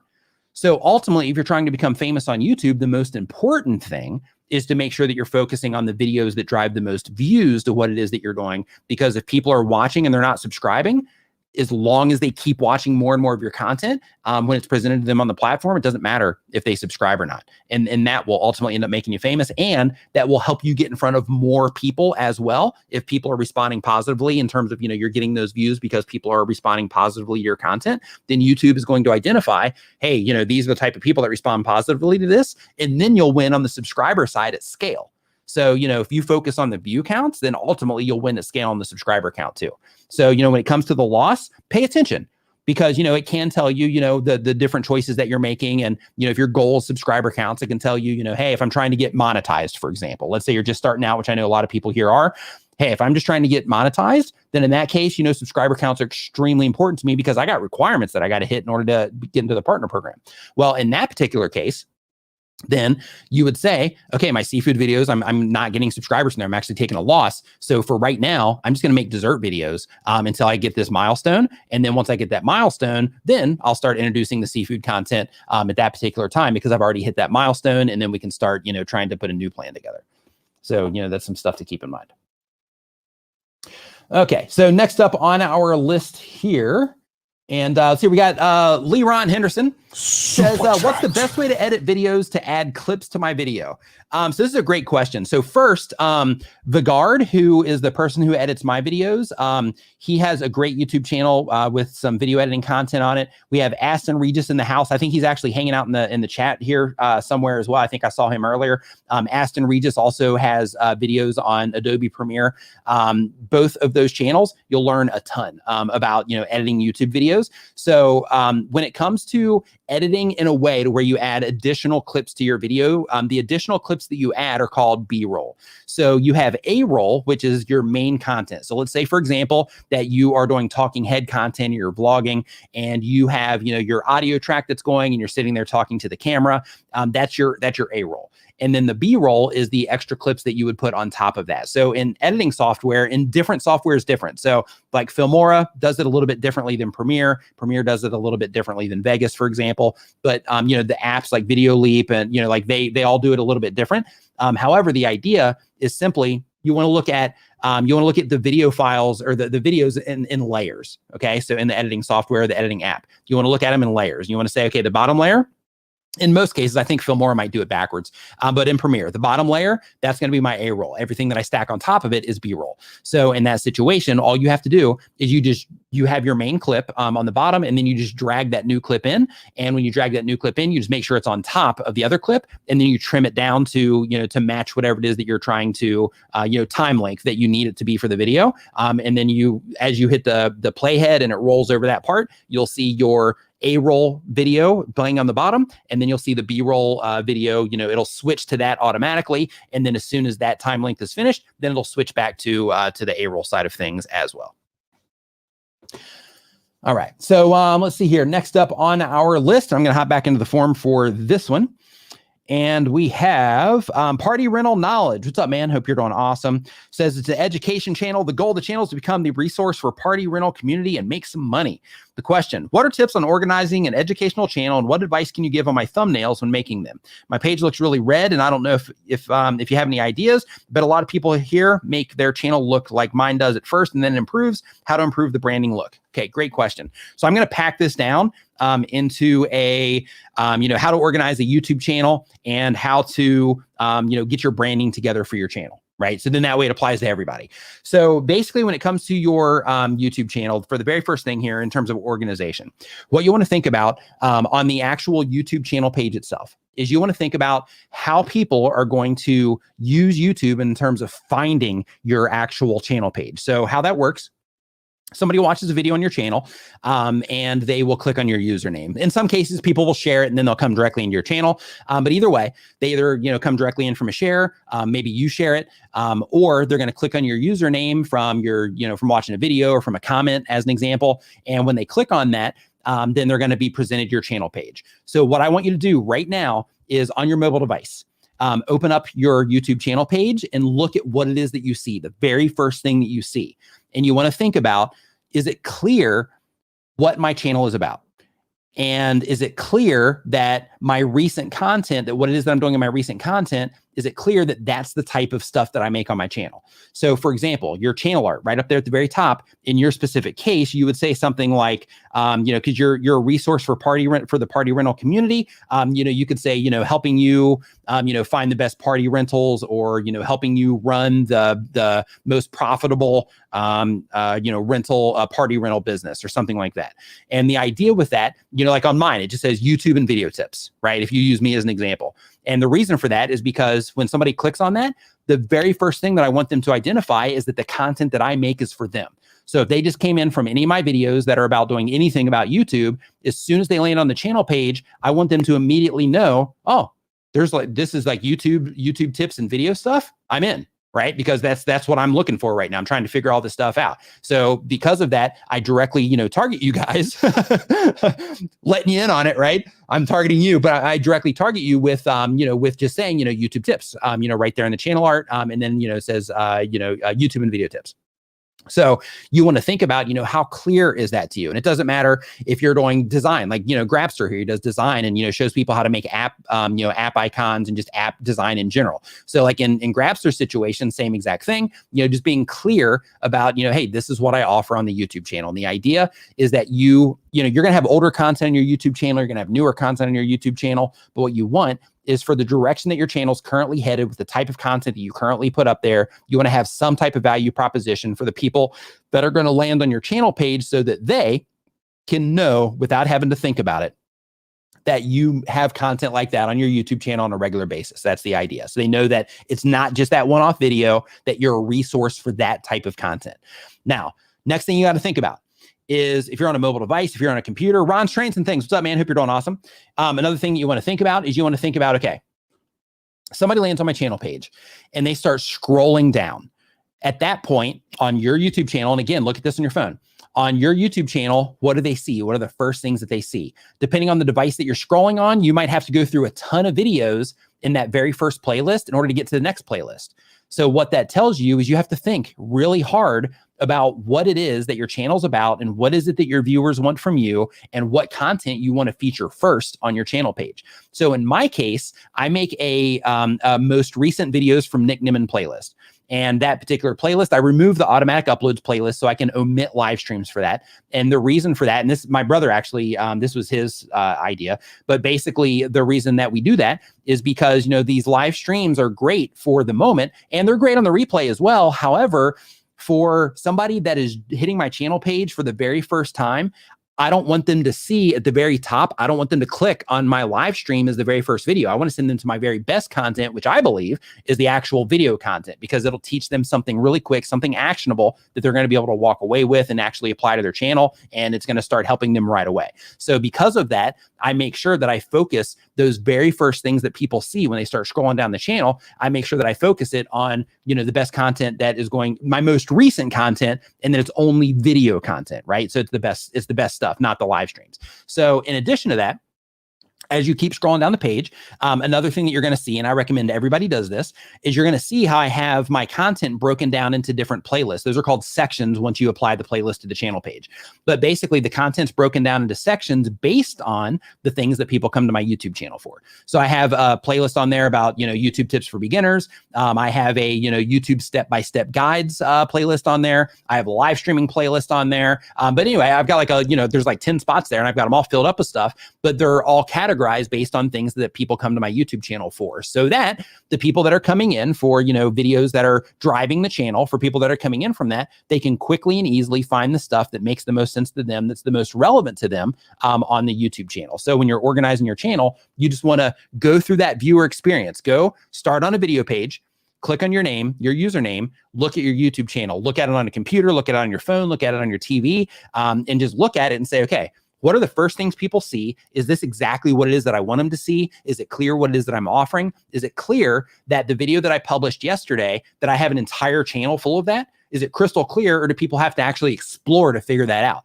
Because as soon as people start having to explore, then they have to start putting out energy in order to find more of what it is that they want from you, or to even understand that you have more of that content. So because of that, they will opt out. They'll just get distracted and go do something else. So because of that, you want to grab their attention by showing them at the very top of your channel page that you have more content to offer that's exactly like, you know, that basically you have an entire resource of content for that particular viewer that would come to your channel page. So that's the first part of your question. Second part is that when it comes to your branding, some things that you want to think about. First off is that when it comes to visually expressing your brand on YouTube, it's important to understand that the effectiveness of what it is that you're doing is way more important than making sure that you're using the same colors all the time. Okay. So typically when people think of branding on YouTube, they think of, you know, hey, you know, I'm making sure that I'm using the same color all the time. I'm using the same font all the time. And that's typically visual branding by itself. I'm using the same colors. I'm using the same fonts. I'm keeping the spacing relatively similar. You know, like in my case, you know, I have, you know, the text blocks, and then I have them, you know, angled, that kind of stuff. But basically, you know, there's a very similar look in all of my thumbnails. And, you know, people think that like, hey, this is what I need to do. But at the end of the day, what you got to find out first is what's effective for the people that you're trying to reach. What is it that gets people to click on what it is that you're doing first? And then from there, then start thinking about the brand and how can I, you know, find some similarities here? Because with your imagery by itself, which you can also use in a branded way, like Peter McKinnon, for example, he puts like these color treatments on there, and you can see even without words that it's a Peter McKinnon thumbnail. A lot of people copy it too, but in a lot of cases, you can see that it's a Peter McKinnon thumbnail, even if there's no text on it. But anyway, what you want to think about is you want to think about first, can I just be effective with imagery? Do I even need to put, you know, a bunch of red graphics on my stuff? Do I need to put text on there at all? And then if you do, then figure out what's effective with your viewers, because what you don't want to do is when you're putting your branding together, you don't want to think like, oh, hey, I want this to be pretty, or I want the Viper in the house, man about tech. What's up, dude? Hope you're doing awesome. But basically what you want to do is you want to think, okay, is it like when somebody sees my thumbnails, for example, it's way more important to have them be able to easily comprehend what your thumbnail's about, quickly read just a couple of words if you're going to have text, instead of your thumbnails looking pretty and having all these like little, you know, twisty fonts and all that stuff on there, twisty letters, so that, you know, so it's like, hey, this looks nice and pretty, or this looks cool, or it looks modern, because I'm using like super thin little letters and things like that. Instead of thinking of it that way, think, if I scroll this down, Are people going to be able to read this text? And my thumbnail is really small on a mobile device, as it's getting suggested. Are people going to be able to read this? Is somebody on a computer when my thumbnail is being recommended or my video is being recommended next to another video? Are people going to easily be able to see what it is that this thumbnails is about? Start thinking about that first. Then once you get through that particular part, then once you find out what's effective in terms of like, okay, when I do these things, people click on them more, then start thinking about, okay, how can I start putting this together in a way to where things look a little bit similar, or I have some similar elements, and then you want to start putting those things together, but you want to make sure that people are still able to respond to what it is that you're doing. So if you start making those changes and you're like, well, hey, now I'm going to start doing this with my fonts, and then people stop responding to it, then in that case, it's like, okay, wait, let's back this up a bit. Before I commit to this, I need to make sure it's effective first, because effectiveness is going to get you way further than just the branding is. Branding is extremely important. I definitely recommend that you think about branding, and I recommend that you think about the deeper sides of branding in terms of like, how do I get people to connect to what it is that I'm doing? How can I have common elements and common themes through what it is that I'm doing where people can recognize those over time? How can I create this like insider group around what it is that I'm doing? That kind of stuff. But when it comes to like what people see from the outside, I believe in visual authority. I believe in making your stuff look as pro as possible so that it's a good representation of you. However, first and foremost is how effective is it with what it is that I'm doing, right? That's the most important thing. But just a real quick breakdown, when it does come to branding, if you decide to go that route, a few different options that you can take is you just want to make sure that for your branding, that you are having everything seamless through your channel art, through, the thumbnails that you're using, your video graphics, that kind of thing. Those are how you can, easily just kind of flash that branding a little bit. And you can have those common visual elements through what it is that you're doing. That comes from the little lower thirds that you're using, which is basically a little graphic that shows up at the bottom of the screen that shares some information maybe about you, or maybe about the thing that you're talking about, your little subscribe icons that pop up, your little things that encourage people to like, your end screens, that kind of stuff. You do want to get, a cohesive look going on there. But in terms of your thumbnails, that's what I'm talking about on the branding side. When it comes to your thumbnails, like effectiveness, you got to think of effectiveness first before you start, committing to a style, because a lot of people will use templates. They'll be like, hey, I'm just going to use this template. It looks great. I'm going to use it in all of my videos, and I'm like sticking to this. And they stick to it, and it costs them, progress on their YouTube channel, because instead of saying, hey, let me test a bunch of stuff and see what people respond to more, they just commit to that idea, and people just don't respond to, that commitment that they made. So because of that, you definitely want to experiment first and make sure that what it is that you're doing is effective. Let's see here. Next up on our list here, we've got Jess Stanley. Says, hey, Nick, appreciate you. My channel's kind of in a slump right now, and I believe my intro is too long. How should my videos start in 2021? Lose the intro. So if you believe that your intro is too long and you think that that's the idea, prove it with data. So if you think, hey, my intro is too long, go into your YouTube analytics and look at how people are responding to your, specifically, for anybody that's watching this, the process that you go through here is you go into your YouTube analytics, which is basically the back end of your YouTube channel. Okay, it's like your admin of your YouTube channel. So you go into that, and then within that, you're going to find all of your YouTube videos. And within each of your YouTube videos, you don't want to look at this, across the channel, because they show you like they show you like an audience retention for, like the entire channel for your average. But you want to look specifically at each individual video. And when you click into the video itself, you'll see in the analytics side of things, once you click into the video, then click analytics, you'll see that you have the option for an audience retention report. When you scroll down, look at that, and then you can click into it to see more. And then when you see more, what you're going to see is they're going to show you a second-by-second representation, a graph that shows you how people are responding to your videos as they watch them. So you use this information to make decisions like this. So in your case, Jess, what you would do is you would say, okay, when people are starting my videos, I'm able to grab their attention, but then as soon as I drop my intro and I have all these graphics showing up on the screen, or maybe I start explaining a bunch of stuff about the channel, then people start leaving. Well, if that happens, then in that situation, you can prove that in your audience retention report. You can say, okay, I got to change this because that's a problem. I'm losing 10, 15% of the viewership while I have this 20-minute sequence, or 20 minute. That would be a heck of an intro. But to where I have this, 20-second sequence going on, or this 10-second sequence going on, people are just leaving en masse. So what you use is you use that information to say, okay, my next video, let me try just starting the video and just getting right into the content, or let me try starting the video, introducing myself and then getting into the content, and then just start experimenting with, that what you're doing in the front of the video in exchange of that intro. Now, if you still want to use the intro for the sake of the branding side, you can do different things with it. So instead of having like a full screen intro and a full sequence people go into, instead of taking that route, one of the things that you can do is you can just have like the logo just kind of like flash on the screen as a transition. So, for example, in my situation, I have my whole starting right now thing that I do. So one of the things that I could do in that situation, if I wanted to, is I could say, today we're talking about, how to make your live streams look awesome. And we're starting right now. And then what would happen right there, and they're getting a visual shot of this here on the live stream. But basically, for those of you hanging out in Clubhouse, right after I say starting right now, I could just have a zoom in, right? And I'm just going to use this chip right here. But it would basically just be a zoom in of the logo that would come in, bam, fill up the screen, and then it would disappear. And then it would all happen within less than a second, but it would just flash that branding on the screen as I moved into the actual content and the thing that I was going to talk about.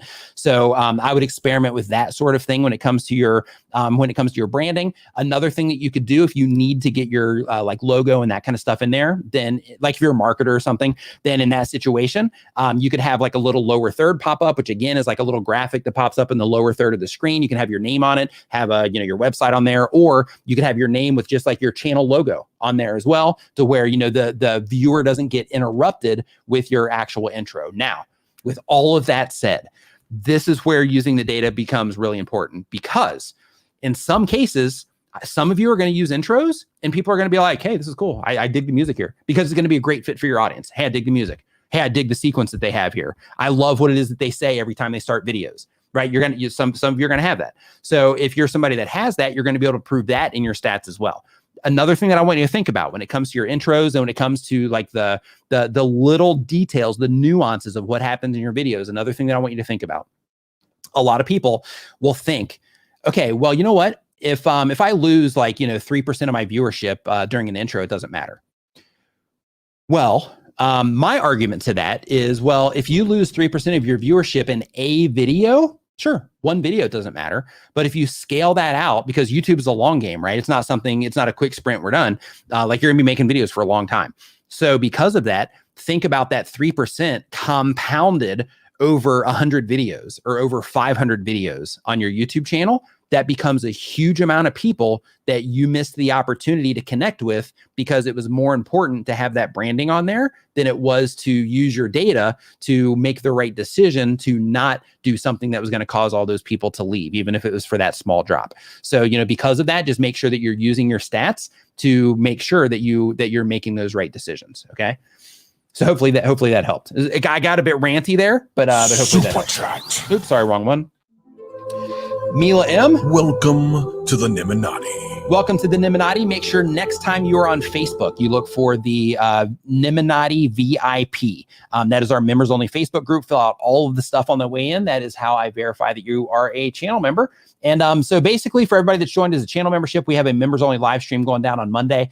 So basically what I'm doing is I had it last Monday as well, but this Monday, I have some channels that I didn't get to. I spent like a lot of time on like a couple of channels, and I wanted to get through more when I was looking at channels there. So because of that, I'm just going and I'm just kind of following up from them. But basically what you want to keep a lookout for there for the members only live streams is when I do make a post saying, hey, we got a live stream coming up, post a link to your channel. You want to make sure that you post in there if you have something very specific that that you're wanting feedback on. So just a heads up there. Okay, so next up here on our list, we got that. Oh, and another thing too, really quick, Jess Stanley, because you're talking about your channel being in a slump. Another thing as well, just to make sure that you keep in mind is if your channel's in a slump right now, out of curiosity, anybody else here, just give me a hashtag me if your channel's in a slump as well. But one thing to think about, like if your channel's in a slump also, is go and compare, like when your channel wasn't in a slump, go and compare that time. Go and look at your stats, in the different videos that you published at that time. Just look and try to get an idea using your analytics of like what was going on in your channel then compared to what's going on now. Also look at the video topics that you were talking about, the specific things that you were making videos about at that time compared to how it is that you're doing it now. Look at the thumbnails that you were using then compared to what it is that you're doing now. Look at how you were structuring your titles at that point compared to how it is that you're doing now. that kind of thing, so that you can start saying like, okay, this is what was going on then, this is what's going on now. Also look at where you were getting your traffic from. This is important because, of course, like homepage traffic, that's one thing, search traffic, that's another thing. But basically, like when you're looking at your traffic sources, one of the places this can be extremely insightful is when you're looking at your traffic sources for your YouTube videos, especially if you're in a slump, is you can say, okay, if November and December were awesome on my YouTube channel, and January's just sucked so far, let me isolate my YouTube analytics for November and December down. And basically, because you can sort by date range in your YouTube analytics. So let me isolate that down. And then once I have that down, I'm going to say, okay, where was my traffic actually coming from for these months where everything was going great? And then what you're going to find in that case is you might find is you might find is, you might find that you were getting a lot of traffic from suggested videos during that time, where now you're not getting as much suggested traffic, or you're having a lot of search traffic come in because let's say you might have been dominating a search result in that during that time frame, and then now that particular search result, you've had somebody else make a video about it, or a handful of other people make videos about it, and it's kind of bumped you out of those spots, and now your search traffic is dried up, for some of those videos that were driving a lot of traffic. So when you start looking at your traffic sources and you start narrowing things down to the date ranges, comparing good times versus bad times, then you can get lots of insights there in terms of like exactly what happened. Other things to keep in mind as well is you can also go on to trends.google.com, and you can start putting in the topics of the things that you talk about. So when you start putting in the topics of the things that you talk about in trends.google.com, you can also see if there's been like a change in the interests around the things that you talk about. So for example, let's say you have a cooking channel again, because that seems to be the thing today. So if you have a channel about, cooking, then you have a bunch of like, cake recipes or turkey recipes, then, around the holidays, if people are looking for how to make turkeys and things like that, then there just might've been a higher interest at that time compared to what's going on now, because, there isn't really anything going on.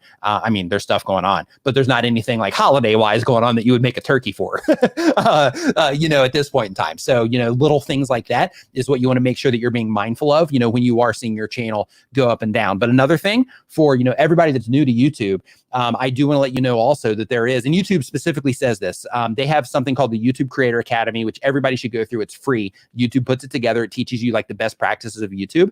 But basically in there, they talk about the seasonality of YouTube. And when they talk about the seasonality of YouTube, they're not talking about like winter, summer, spring, fall. They're talking about like sometimes your channel's up, sometimes it's a little bit lower than up. Sometimes it gets down depending on the type of content that you make, based around things like, people being more interested in that subject matter at that point in time. Like let's say that you're talking about baseball, then in baseball, things might be up around baseball season where they might be down in off season as an example, or based around any type of content that you make, there can be seasonality to it. So just keep that in mind. All right, next up on our list, excuse me. Let's see here, Matt's RV reviews. Hey, dude, congratulations. Says, hey, thanks, Nick, for all you do. I just hit 100,000 subscribers. For everyone who has been questioning if they should join the Illuminati, it's 100% worth it. Hey, Nick, how do I get verified checkmark on YouTube? First off, Matt, everybody, can we get a round of applause? 100,000 subscribers. High five and fist bump to you. 100,000 subscribers. Cheers, my man. 100,000 subscribers. Nice work, dude. I love that. I love seeing those come in. Absolutely love it. Well done, Matt. So basically with your verification mark, what you want to do is you want to go to your inside of your creator studio. You're going to see up at the very top, you're going to see like a little, you might already have a chat icon. If you have that chat icon, then right there, you can have a direct conversation and you can tell them, hold on. Yes. In chat, I accidentally clicked it. But you can have, oh, great. Now it's like popped up and it's like not going away. Let me refresh the page. But basically when you click on that little chat icon, you can just talk to somebody right there and be like, hey, I crossed the threshold. I just wanted to see, what I have to do to get my check mark. For me personally, hold on. Yeah. Now they keep popping up. Hold on. There we go. So what you want to do in that situation, you just want to let them know, hey, cross 100,000 subscribers, just checking to see when my check mark, is going to be ready for my channel. For me, when I had that conversation, they were like, oh, here, wait a minute. And then they went through and did whatever they did. And they're like, yeah, okay, you should see it within the next like hour or so. And then it popped up on the channel. So just go ahead and have that chat with them so that you can go ahead and get that, so you can go ahead and get that going on. If you don't see that chat, then you can also do something similar through the actual help icon that you see up there and just shoot them an email asking the same exact question. And then they'll be able to get it taken care of for you. But again, man, high five, fist bump to you. Awesome, awesome work. 100K. Welcome to the Button Club. All right. So next up on our list here, we've got, let's see here. We've got that. We got that. I think that brings us up to date. No, it does not. Okay. So Hugo's Auto Clinic says, I just started a channel to share my automotive knowledge. How often should I upload? So when it comes to YouTube, this is a great question. So when it comes to YouTube and your upload schedule on YouTube, it's important to think about the long-term impact of uploading videos to YouTube, that impact it's going to have on your lifestyle. So of course, there's things like creating more than one video at a time when you're putting your content together. So that's called batch creating or batching content. You can do that sort of thing to where you can upload more consistently. But when you're thinking of your upload schedule and how much you're going to be publishing content to the platform, it's important to think about, okay, this is going to be a long thing. I'm going to be doing this for, the indefinite future, based on, like if you're doing it as a hobby or if you're doing it, to be like a serious YouTuber, whatever it happens to be, like you're going to be doing it for the, for a while, regardless. So because of that, it's important to think about how can I work the process of creating content into my lifestyle and into my lifestyle based on the things that I do and the amount of other things that I have in my life that I, focus my time on. How much content can I realistically put out? And then you want to think about, okay, how bad do I want to do this? And, if I want to do it more, then maybe I need to start sacrificing things in order to be able to upload more, a little bit, that kind of stuff as well. So when it comes to your upload schedule, I always recommend to people to do at least one time per week. And the reason for that is so that you always have that fresh content out there with the new tag on it, where YouTube is like sampling against people. So basically uploading like at least one times per week. If possible, if you can do that, if you can do 2 or 3 times, then absolutely do that as well. But as you are publishing more content, let's say, for example, you start on twice a week or 3 times a week, start publishing videos, let's say 2 times a week. And then as you're publishing videos, just make sure they fit comfortably into your lifestyle and pay really close attention to how people are responding to those videos. So for example, if it takes you, let's say 5 hours to put a piece of content together, and you have to upload, 2 videos per week. Well, if you're uploading 2 videos per week and it's the only time that you have and you don't have any additional time to actually go into your stats and pay attention to how people are responding, then in that case, maybe you want to cut it back down to 1 video per week so that you can pay really close attention to what people are doing on that 1 video. With all of that said, I also recommend that you do publish a lot of content over time so that you can get better with the entire process. So basically publishing a lot of content within a reasonable time. So let's say if you can do 2 videos a week for like 6 months and just commit to that, like no matter what, I'm going to do 2 videos per week and I'm going to find time to go in there and look at my stats, then try to do that. And that way, that's going to give you a lot of opportunities over the course of the next 6 months to make a better video, to get better at making videos, to get better at the workflow, to start having a lot more data happening on your channel where you can go in and look at your stats to make sure that, people are responding to things the way that they need to be for your videos to perform well, all of that stuff. So, because of that, I would try to do at least once a week if you can. But if you can do more, then absolutely try to do 2 or 3 if possible. And I think that's it. Oh, okay, here we go. Next up on the list, Super Chat. We have, yo, Nick, should I continue wearing a suit in my educational videos or go casual too sometimes? Worried that showing my arm tattoo will put people off. So I'm not sure the type of content that you make. And I understand your concern. And one thing that I want you to think about, though, is when it comes to YouTube, one thing that I really would like to encourage you to do is to just not worry about your tattoo. So like your tattoo is part of who you are. And the way that you, the way that you present yourself, like if you're wearing a suit and things like that, like that's cool if it's like thematic to what it is that you're doing. However, if you're like, hey, you know what, I just want to do me on my YouTube channel. It looks like you're teaching Spanish. So it's like, hey, I want to do me and I want to teach people Spanish as me. Then in that situation, embrace you and let the people that don't care about tattoos connect with you. Let the people that don't care if you have a tattoo on your arm, like connect with those people, because ultimately you don't want to have a community of people that are going to judge you if you have a tattoo, right? So because of that, like I really strongly encourage you to like do you. right? Because one of the awesome things about YouTube is that it gives us the ability to connect with like-minded people, based on how we express over time the things that we're into, the things that we're not into, the things that we like, the way that we are, the things that we stand for, all of that. So, like when it comes to having a tattoo on your arm, like I would show it. Like I would be like, hey, I don't care. This is meat on me. So if you want to do casual content sometimes with a tattoo on your arm, by all means do it. And you might find that, because right now you have this fear, right? Like, oh, what if I do this tattoo and people don't like it? And, like some people have that fear about getting on the platform in the first place. I did. So, when it comes to, thinking of your tattoo and covering it up, just think to yourself like, okay, I'm going to do some videos with the tattoo just so that I can get used to making videos not caring about the tattoo, right? So after that, then after you make a nice handful of those and you have a nice handful of the ones in your suit, then in that case, you can actually use the data to where you can say, okay, the ones that I made with the suit versus the ones that I made my casual clothes, tattoo or not, whatever. Then in that situation, I can compare those to see if people who watch my teaching content, to see if those people, would like the character version of me. And then if you wanted to, if they do respond to that better, then in that case, you could say, okay, well, I'm just going to be a character then here on YouTube. And a lot of people do that. Or you can say, well, you know what? I'm actually getting a pretty similar result here from the training stuff or from the suit stuff and the stuff where I'm more casually dressed, showing off my tattoos. So because of that, I have full free reign to just go ahead and just do my thing and do it as me here on the platform. But really, like, here's what I recommend, like really though, is I wouldn't hide the tattoo. I wouldn't care personally, like about, other people judging you on the tattoo. Like people are going to judge you no matter what. Like you're putting yourself on the internet. People are going to judge you based on the way that you say things. They're going to give you a hard time in your comments about, different aspects of your physical features, the way that you, say things, when you express different things that you, think or that you believe. People are going to come at you for that. It's part of the culture of the internet. So because of that, in my opinion, the last thing that you should do is cover up a part of who you are out of fear that other people are going to judge you for it, because they're going to judge you for everything else. So it doesn't even matter.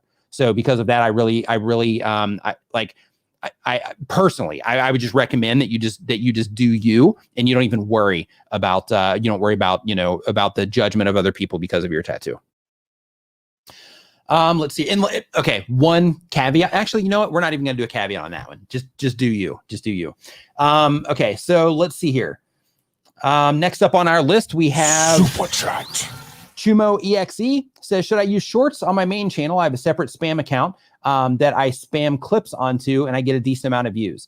Experiment with both and see, which one you get a response on. See if you get a response on both, and you can use them to grow your channel. Just when you are using shorts, make sure that the content that you are using or that you're publishing for your shorts content is relevant to the audience that you're trying to reach with your long form content as well. So that when you publish your shorts and then people are responding to that, and then YouTube tries to test one of your longer form pieces of content, then, topically, there's a good relationship there in terms of what it is that they're interested in. So, do it on both, but just make sure that when you are publishing those shorts, that it's in alignment with the content that you're currently making. All right. Next question that we have here in our list is, thanks, Tim. I appreciate that, man. Let's see here. Next question on our list is Critical SF. And real quick, I just want to let you know, if you are just joining this live stream or if you are hanging out in the Clubhouse right now, basically what we're doing is we're answering YouTube questions. So I've got a form down in the description below where I'm pulling these questions from so I can answer them in the order that they're received. That helps me keep everything organized. But I'm live streaming this on YouTube. I'm broadcasting this out to Clubhouse as well. And basically what this is, I'm just answering YouTube questions from this forum. So if you're a YouTube content creator, if you make any videos whatsoever for YouTube, there's a lot of questions that gets answered here that you didn't even know you had. So because of that, a lot of people really like hanging out in these live streams just so they can get, a lot of answers to things that are way outside of the stuff that people typically make video content around. And I like to explain things a little bit differently here during the live streams and this broadcast than I typically do in the videos as well, because here it gives me the opportunity to actually, just talk to you instead of having to, be mindful of like retention and, and that kind of stuff like I do in the video content. So it allows me to kind of open up more when it comes to the information. So Critical SF says that they upload 1 time per week or more. It's a gaming channel. The goal of the channel is to upload helpful content on a specific game, tutorials that will help somebody beat a certain level / boss in the future, funny gaming content and montages. Question: is my channel looking good in terms of thumbnails and views? Should I upload more often, and how often? Is my channel banner good? Okay, so I'm not looking at channels right now. But one of the questions that you do have here is, how do I make my videos push to the top of search terms? So that one I will answer. So when it comes to your videos showing up in search, some things that you got to think about is when it comes to YouTube showing content in search, one of the things that they consider is that everything is basically how relevant is the video to the search query.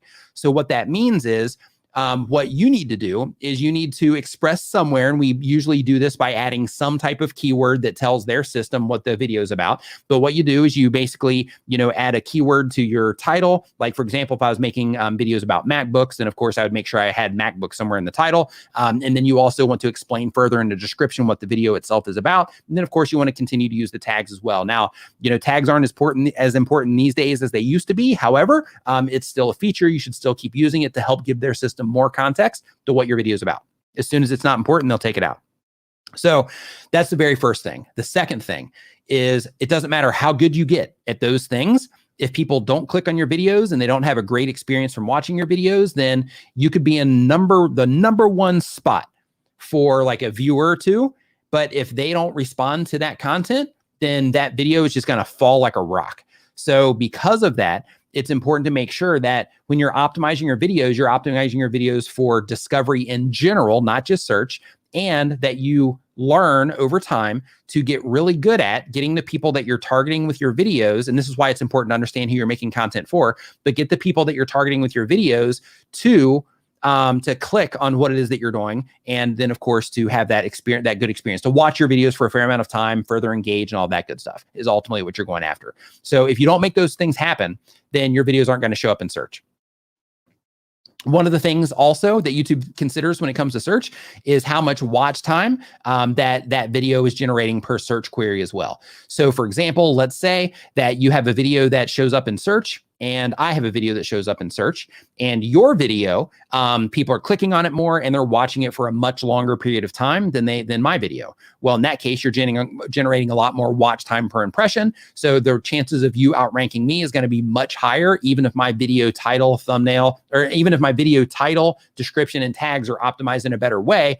The human beings that are interacting on the platform, that are looking for the videos that we just made, those people are responding to yours more, which is going to make your video outrank my video. So it's way more complicated than just, adding, a couple words and things like that to your title and descriptions. If it was that easy, everybody would be dominating search, and it would kind of, make search just a mess. So because of that, it's important to make sure that that, it's how people respond. But another thing that I want you to think about is, when it comes to YouTube, search traffic is a gold mine. However, so is browse and suggested. So YouTube's recommendations features, which is basically like the homepage and them recommending you next other content, those features can bring you tons of traffic. So when you are putting your videos together, if you don't take anything else from this live stream, write this down, take a note on what I'm getting ready to say. It's important when you're putting your video content together and you're putting the packaging together in terms of, hey, this is what the thumbnail is, this is what the title is, and the video content itself.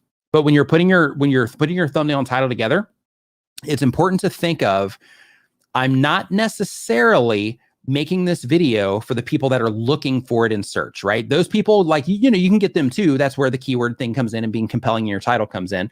But you want to think about, how can I put this together in a way to where the person that would be interested in the type of content that I make, when they log onto YouTube and they open their phone when they're waiting for a bus, or when they open their phone and they're in the back of an Uber and they're driving around, or when they open their phone while they're watching, some TV show and they're just kind of, looking through YouTube on the side. What is it that I can do in my thumbnail and title to grab that person's attention, right? I got to get them to stop scrolling. Then what can I do to help that person identify that this content is something that they might be interested in? And then how can I get these people to click, right? So if you can do those things and you can define what those things are, then just by doing that by itself, you're going to improve your click-through rate. Because when you can start defining those things and you can start asking yourself those questions, then you're giving yourself the opportunity not just to show up in search, but you're giving yourself the opportunity to just show up and get clicked on anywhere on the platform that YouTube shows your videos. So ultimately what you want to think about is you want to change the way that you're thinking about optimizing your videos. For everybody that's like, how do I optimize for search? How do I optimize for search? You want to think about, how do I optimize for discovery? How do I optimize my content so that I can reach the people that are looking for it, and so that I can reach the people that my content just happens to them on the YouTube, or YouTube just shows on the YouTube, listen to me, so that when somebody just logs into YouTube and YouTube presents them my video, or next to another video or under another video, depending on the device, that I can still grab that person's attention, help them identify that my video is something that they're interested in, and then have something compelling enough to get them to click on it. Okay. So out of the entire live stream, if you take away anything, like write down that part, re-listen to that part, because if you can master the art of doing that, getting them to click there, then at that point, all you got to focus on from there is, okay, now I need to really get my audience retention game together, because then once you get them to click, then everything else that happens after that is also important. But at the very first point of contact, your thumbnail and your title, if you cannot win the click, if you cannot get people to click on what it is that you're doing, especially the people that you're trying to reach, if you can't get them to click on what it is that you're doing, then nothing else matters, because they're never going to see your content. They're never going to interact with anything it is that you're doing. So because of that, get really good and spend a lot of time analyzing your own thumbnails and titles, and literally sit back, look at the videos that are on your channel and be like, okay, this thumbnail here, this title, this combination, because your thumbnail and title work together, this combination, why would this be important to somebody other than me? Why would this be important to the people that I'm trying to reach with my content? Right? And start defining it. This is why. And with every video that you upload from today forward, define why people should click on what it is that you're doing, why something would stop somebody in their tracks, why they would be able to recognize that it's for them, and why it's compelling enough for them to click on. And then, of course, to keep that view train going in terms of like, okay, that'll get them to click. But in order to keep your videos or get your videos performing at a higher rate, you also have to pay really close attention to like your audience retention on your videos as well, because you got to be able to keep people watching so that YouTube can also deem it as a quality experience for that viewer. Because if somebody makes it all the way through your video, it doesn't have to be everybody, but if a large amount of people make it all the way through your video, that's a pretty good video. It's a great experience because you're able to keep people entertained enough, or just keep them paying attention long enough to where they get all the way through your video. And that's a great signal. I mean, what better signal can you have of a satisfactory experience than somebody watching your video all the way through, right? So step one, you gotta win the click in order for anything else to happen. And then step two, after you get that part down, is of course to focus really hard on your audience retention reports and try to remove yourself from those equations in terms of, like, well, based on my interests, you gotta lean on some of that because, like you don't have a lot of data if you're just getting started, or, you are making content about the things that you care about also. So you can lean on that to some extent, but you also want to remove yourself from the actual video content in terms of when you're looking at the data and say things like this. We were talking about intros earlier. So say things like, you know what, this intro, it means a lot to me. I spent, 3 days or 3 weeks putting this intro together. I absolutely love it. I'm emotionally attached to this intro. It's part of the brand. It's been part of the brand for years. But you know what? People just aren't responding to it like they used to. I love it. I hate to do it, but I got to cut it so that I can get a better response from my videos. Right? So like be objective about what it is that you're doing, pay really close attention and use the data to make the decisions around the content that you're putting out. So that I got a little bit ranty on that one too, but again, you have to be able to do those things if you want to perform well on YouTube, because just uploading and just hoping things are going to work out, for some people it does, but for almost everybody it doesn't. Like you have to go through the process of learning how to get people to respond to what it is that you're doing. Okay. Romeo No Juliet TV Superchat says, I would love to have my channel reviewed. I run a hop and world news blog. Do you review channels and give an individual breakdown of what we're doing good and what we need to work on? I used to do that as a service, but I stopped doing that a long time ago. But one of the things that I used to do it here in the live streams as well, but I stopped doing that as well because then people start, they start leaving after a couple reviews. So that tells me that, in mass, like people aren't as interested in that. But I'll still do this from time to time. It's on my list for 2021. But one of the things that I do is inside of the channel memberships, in the live streams that we do there. Basically, I try to get through channels. I don't get through all of them with, every live stream, but I try to get through, at least a handful of them with the different live streams that I do. And I'm live streaming into there more now too. So because of that, for that, I really recommend that you join the channel membership. And then when you see me make a post about, hey, I got a live stream coming up, drop your channel link here, drop your channel link in there, and try to be one of the first people to drop your channel link in there in order to get it looked at. And in that situation, what I do is I'll pull them up on the screen. I'll give my first impressions on it. And depending on, the question that you have about what it is that you're trying to do, I'll get very deep into, that specific question that you have. So like, for example, like ADHD Gardener, like we went through her stuff the other day, and on her channel, we were talking about, like different pillars of content that she can do based on, what's performing on the channel, that kind of stuff, for the sake of, her being able to tap into what's actually working right now on the channel. Little things like that, are some of the things that we do in those particular live streams. Okay, so next up on our list here, we've got Blassie. Oh, Blessing is how you say it. Okay. And the upload frequency is 1 time per week or more. They've been making videos for less than a year. But one thing that I do want to say really quick before I get into this, Romeo No Juliet TV, I know that right now, Daniel Batal, who is in this chat sometimes, I think he's hanging out over in Clubhouse actually right now, but he actually does channel reviews for people. He does like channel reviews for like TubeBuddy as well. So like he's extremely knowledgeable in this stuff as well. So you can check him out. There's also Roberto Blake, of course. He does channel reviews also. And for right now, I don't think Brian G does those. He does more consulting. But those two, either one, are also great resources, very knowledgeable, trusted people. They know what they're doing when it comes to YouTube. So, you can definitely check into them, if you're looking for a channel review. So let's see here. So the channel here says, my channel is all about aesthetic editing, where I also provide tutorials for those who are starting. The goal of the channel says, my goal for my channel is to get better at editing and to help people, basically help people that are going to start with editing. The question, how can I make longer videos? I make videos of 1 to 2 minutes long, and I get a 50-second audience retention, which is from 40% to 50% of audience retention, but I do not get that watch time because the video is too short. Actually, videos for 1 to 2 minutes, you will get that watch time. Like, you get the watch time. So if somebody comes in, if you have a 1 minute long video and somebody watches for 10 seconds, you get 10 seconds worth of watch time. So you do get that, but you get that watch time as long as your videos remain public. So then you get the public watch time, and then that counts toward your monetization. So in terms of making the videos longer, in that situation, if the content that you're doing, if you're able to summarize an entire video editing process in 1 to 2 minutes, then high five to you. But one of the things that you can do to make your videos longer is just start deep diving. So basically anything that you are talking about when you are, and my brother also does them on Twitch, also, says Neil, Urban Explorer there. So look for D Niman on Twitch. I guess he's doing them over there as well. And I know that they do them on the StreamYard channel also. I know Daniel and my brother do them on the StreamYard channel also. I forgot about that one too. So yeah, all kinds of different places you can get your channel looked at. But anyway,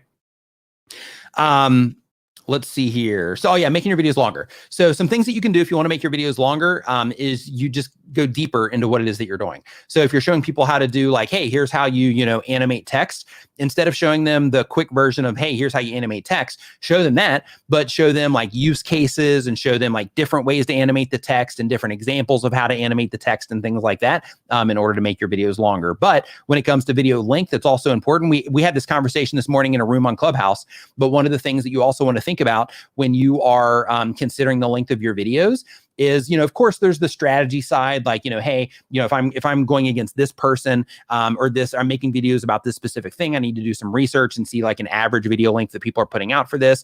And then I can see if I can be compelling with a shorter version or a longer version, or, try to hit around the same ballpark as they are. But then you also want to think about, how can I just give the best experience to the people that are going to be watching this video? Does the video need to be 8 minutes long, right? In order for the people to get out of it, what it is that they are going to be clicking on it and expecting. Or can I, get all that stuff covered in 5 minutes, and then I get known as that person that makes the 5-minute tutorials that teach people everything that it typically takes people 20 minutes to teach them, right? So it's all about, making content as long as it needs to be, so to speak, and just thinking of, the viewers and the experience that they're having with the content that you're putting out. But of course, like if you're wanting like the videos to be able to put mid rolls, things like that, then you got to hit that 8-minute mark. But if you are just, leaning hard on the viewer experience so that you can grow your channel, then in that case, definitely just think about the viewer experience by itself and how you can put the content together in a way that's just going to add the most possible value to the people that are watching. Jim Kilborn says, I started in October. It's a cooking low carb keto recipes channel, but I need more YouTube views. How can I make my titles and thumbnails to stand out? Okay, so the very first thing, and we'll just make this towards you. Give me 1 second here to take a sip of coffee. If you're enjoying the show, remember to give it a thumbs up and share it with a friend right now. Okay, so if you are trying to make your titles and your thumbnails stand out, what you want to think about is the people. Got to twist the little logo in there. Got my little logo cups over here.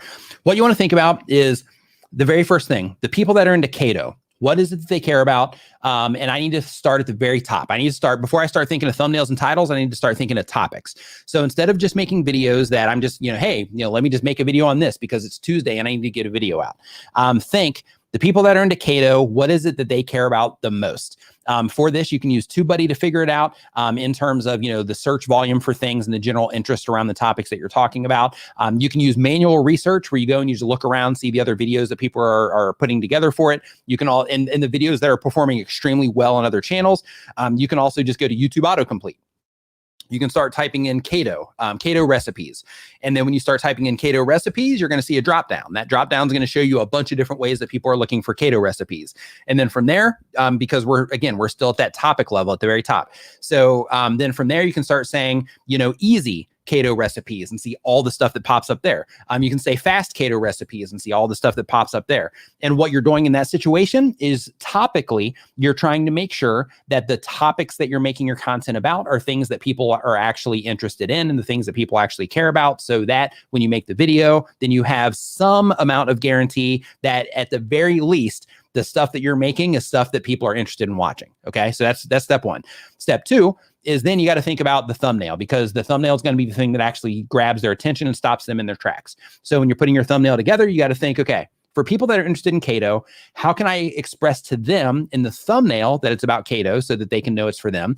And how can I express in this thumbnail like something about what the video is about? So if you're doing recipes, then in that case, it would be a killer picture of whatever it is that you happen to be cooking. So I see a lot of cooking channels out there and I used to see this a lot when we would do the channel reviews here on the live stream, but I see a ton of cooking channels out there and a lot of other channels where imagery is important, but they're just using potato pictures. And I don't mean potatoes because this is cooking, so I should be more clear there. But basically what I mean is they're just showing like low quality, bad images when it comes to, what it is that they're showing. Those can get clicks. Don't get me wrong. Those can get clicks. But if you're trying to stop somebody in their tracks, it's important to have something that just looks delicious, right? Have something that looks great, or something that, is really enticing. That's why advertisers pay, tons of money to have professional photographers come in and take photos of their food. They have companies that actually make synthetic food that people can use for photography. So basically like McDonald's, for example, they'll have a company make a synthetic cheeseburger, and then a company will put it together and they'll use like glue and things like that in order to make them look all, juicy and, all that stuff. So just think like, okay, how can I make these thumbnails look like a McDonald's ad, right? Or like it's keto, horrible. Well, I guess it's sort of crossover because the meat thing, but then you get the idea. Like, how can I make this look like a food ad, right? In terms of like the actual imagery. Like I want this thing to pop. I want people to think like, oh, wow, that looks amazing. So that's number one, or that's number two, actually, because you have, grabbing their attention, let them know it's keto. And then you have the juicy imagery. So right now, if you can't do that, then the next step is to think about, okay, if I can't make images that look like that, I need to start watching some videos, start reading some blogs, check out some websites, maybe get lights or find a good place in my house that has good lighting to start taking some good photos. I need to learn how to use Lightroom on my phone or on my computer so I can, start bringing some of these photos to life. But if you have that part down, the other thing that you got to do is you got to make sure that they know it's for the keto crowd. So in that situation, you can simply just say in the thumbnail somewhere, keto. Boom. You just have a little tag, keto. And then in that situation, what you're doing is you're just letting those people know, hey, this is for you. That's it. And then from there, when it comes to your title itself, you want to think about the things that people who are into keto, into that lifestyle, you got to think about the things that they care about. I'm guessing you know this deeply because you wouldn't be making this type of content if you weren't into that. So because of that, just think about, okay, what is it that, is the most important? And don't just think like, okay, people are trying to figure out how to make this keto recipe. Don't just think at that level. You want to go deeper. Like people want to think how to make this keto recipe because not only do they want to make it, but they want to find something that, that is absolutely delicious so that they can, enjoy that lifestyle even more. So how can I express through the title that, this is going to be something that is, delicious or you can also go the other route as well to where the delicious part is through the thumbnail itself. But then in the title, you use your compelling side to be something like, in under X amount of time, or, with, under X amount of calories, or, whatever it is that you use in the keto world, like whatever's important to you guys, like that's the kind of stuff that you want to use for the compelling side in your titles as well. But basically what you want to do is you just want to look at that entire package from the outside. You want to think topically, is this stuff that people are interested in watching? And then from the thumbnail itself, how do I grab their attention? And then once I grab their attention, what's the title? What's compelling enough in the title to let them know that it's for them, and that is going to be compelling enough to make them want to click and actually watch this particular video. So those are just some ideas for you, off the top of the head. But basically, this is where, and this is something important for everybody as well.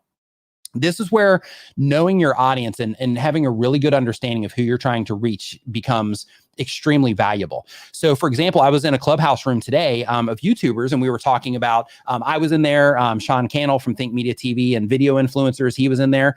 And one of the things that we were talking about how, when you know who your audience is, it just makes it easier to get them to respond to what it is that they're doing. Like when you know the things that they care about, what it is they're trying to do, it just makes it easier. So like one thing that you can do, and I encourage everybody to do this right now, it's in beta, but Clubhouse is a gold mine for this sort of thing. So one thing that I'm doing is like when I'm out driving around in the daytime, out running errands and stuff, I'm in Clubhouse and I'm like listening to YouTubers. Sometimes I'm participating as well, but I'm listening. I'm listening to because I want to know the language that you guys are using to explain the problems that you're having, so that when I'm making video titles, I can resonate with you better. Right? I want to know the specific problems that you're having, because that's also going to help me topically, because I can be like, wow, I'm noticing a lot of people on Clubhouse are talking about, they're vocalizing these very specific problems, and they all keep running into this like same thing. So then that gives me more insight on things that I can make videos about. And it also gives me insight into how you are explaining those problems. And that's also going to help me be able to explain those things to you in a better way by using the same language that you use to explain the problems that you're having. I'm going to be able to use that language to explain the solution. So, you want to think about things like that. And if you have a channel to where you have an audience of people that are trying to find solutions for things like, in this case, the keto recipes, without question. If you have an iPhone right now, it's iPhone only, but they're opening up to Android in the near future.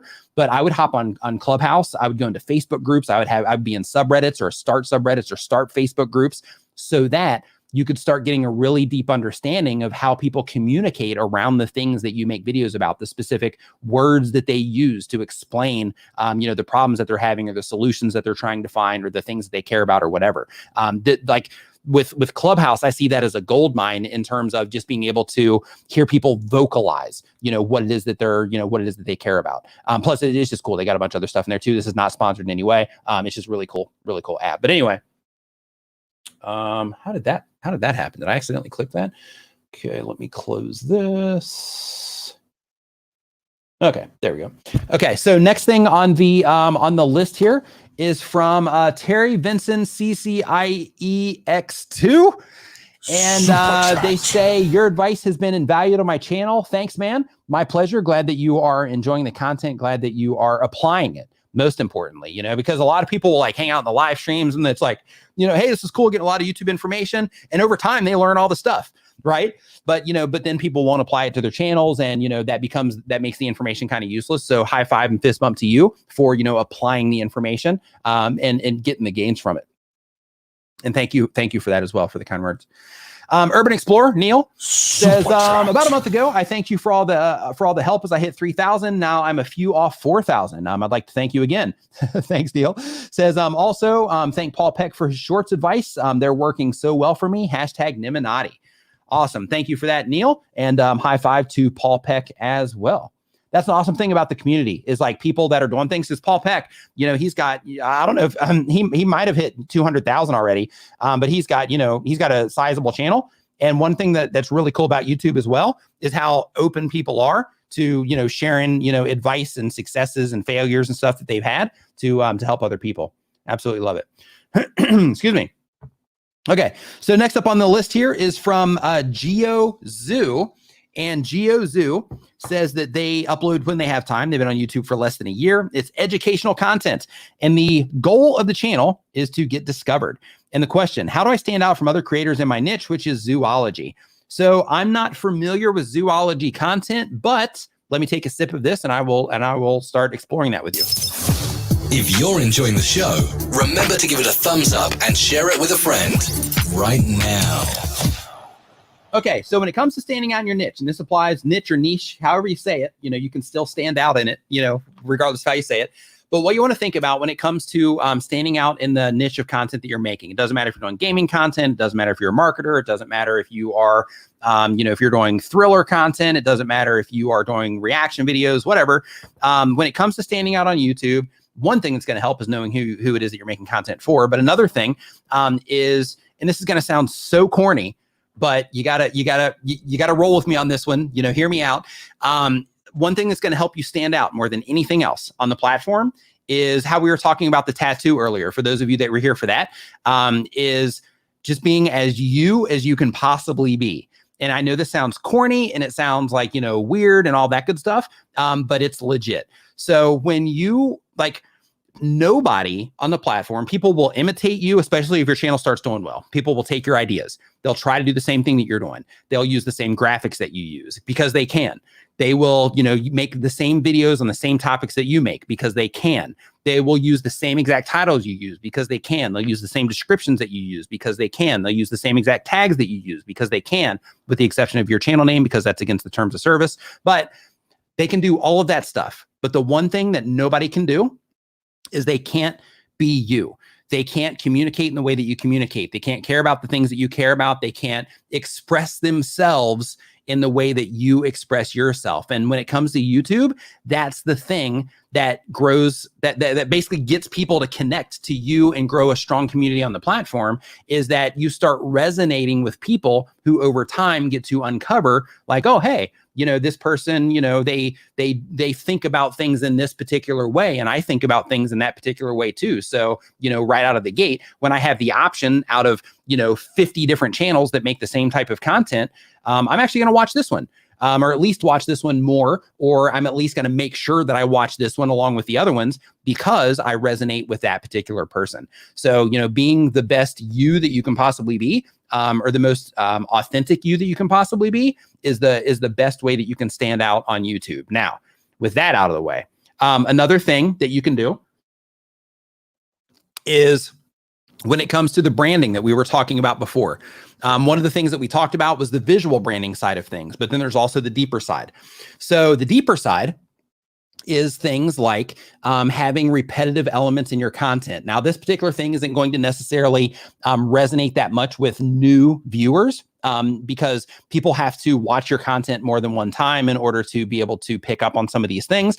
But other things that are extremely effective in terms of standing out on YouTube is having recurring themes through what it is that you're doing, or recurring happenings, or recurring people, or whatever it happens to be in your content. So, for example, Casey Neistat, for a period of time, he might still, I haven't watched his content in a while, but basically with Casey Neistat, one of the things that he had for a while is he had his UPS delivery guy, and the UPS delivery guy became a thing.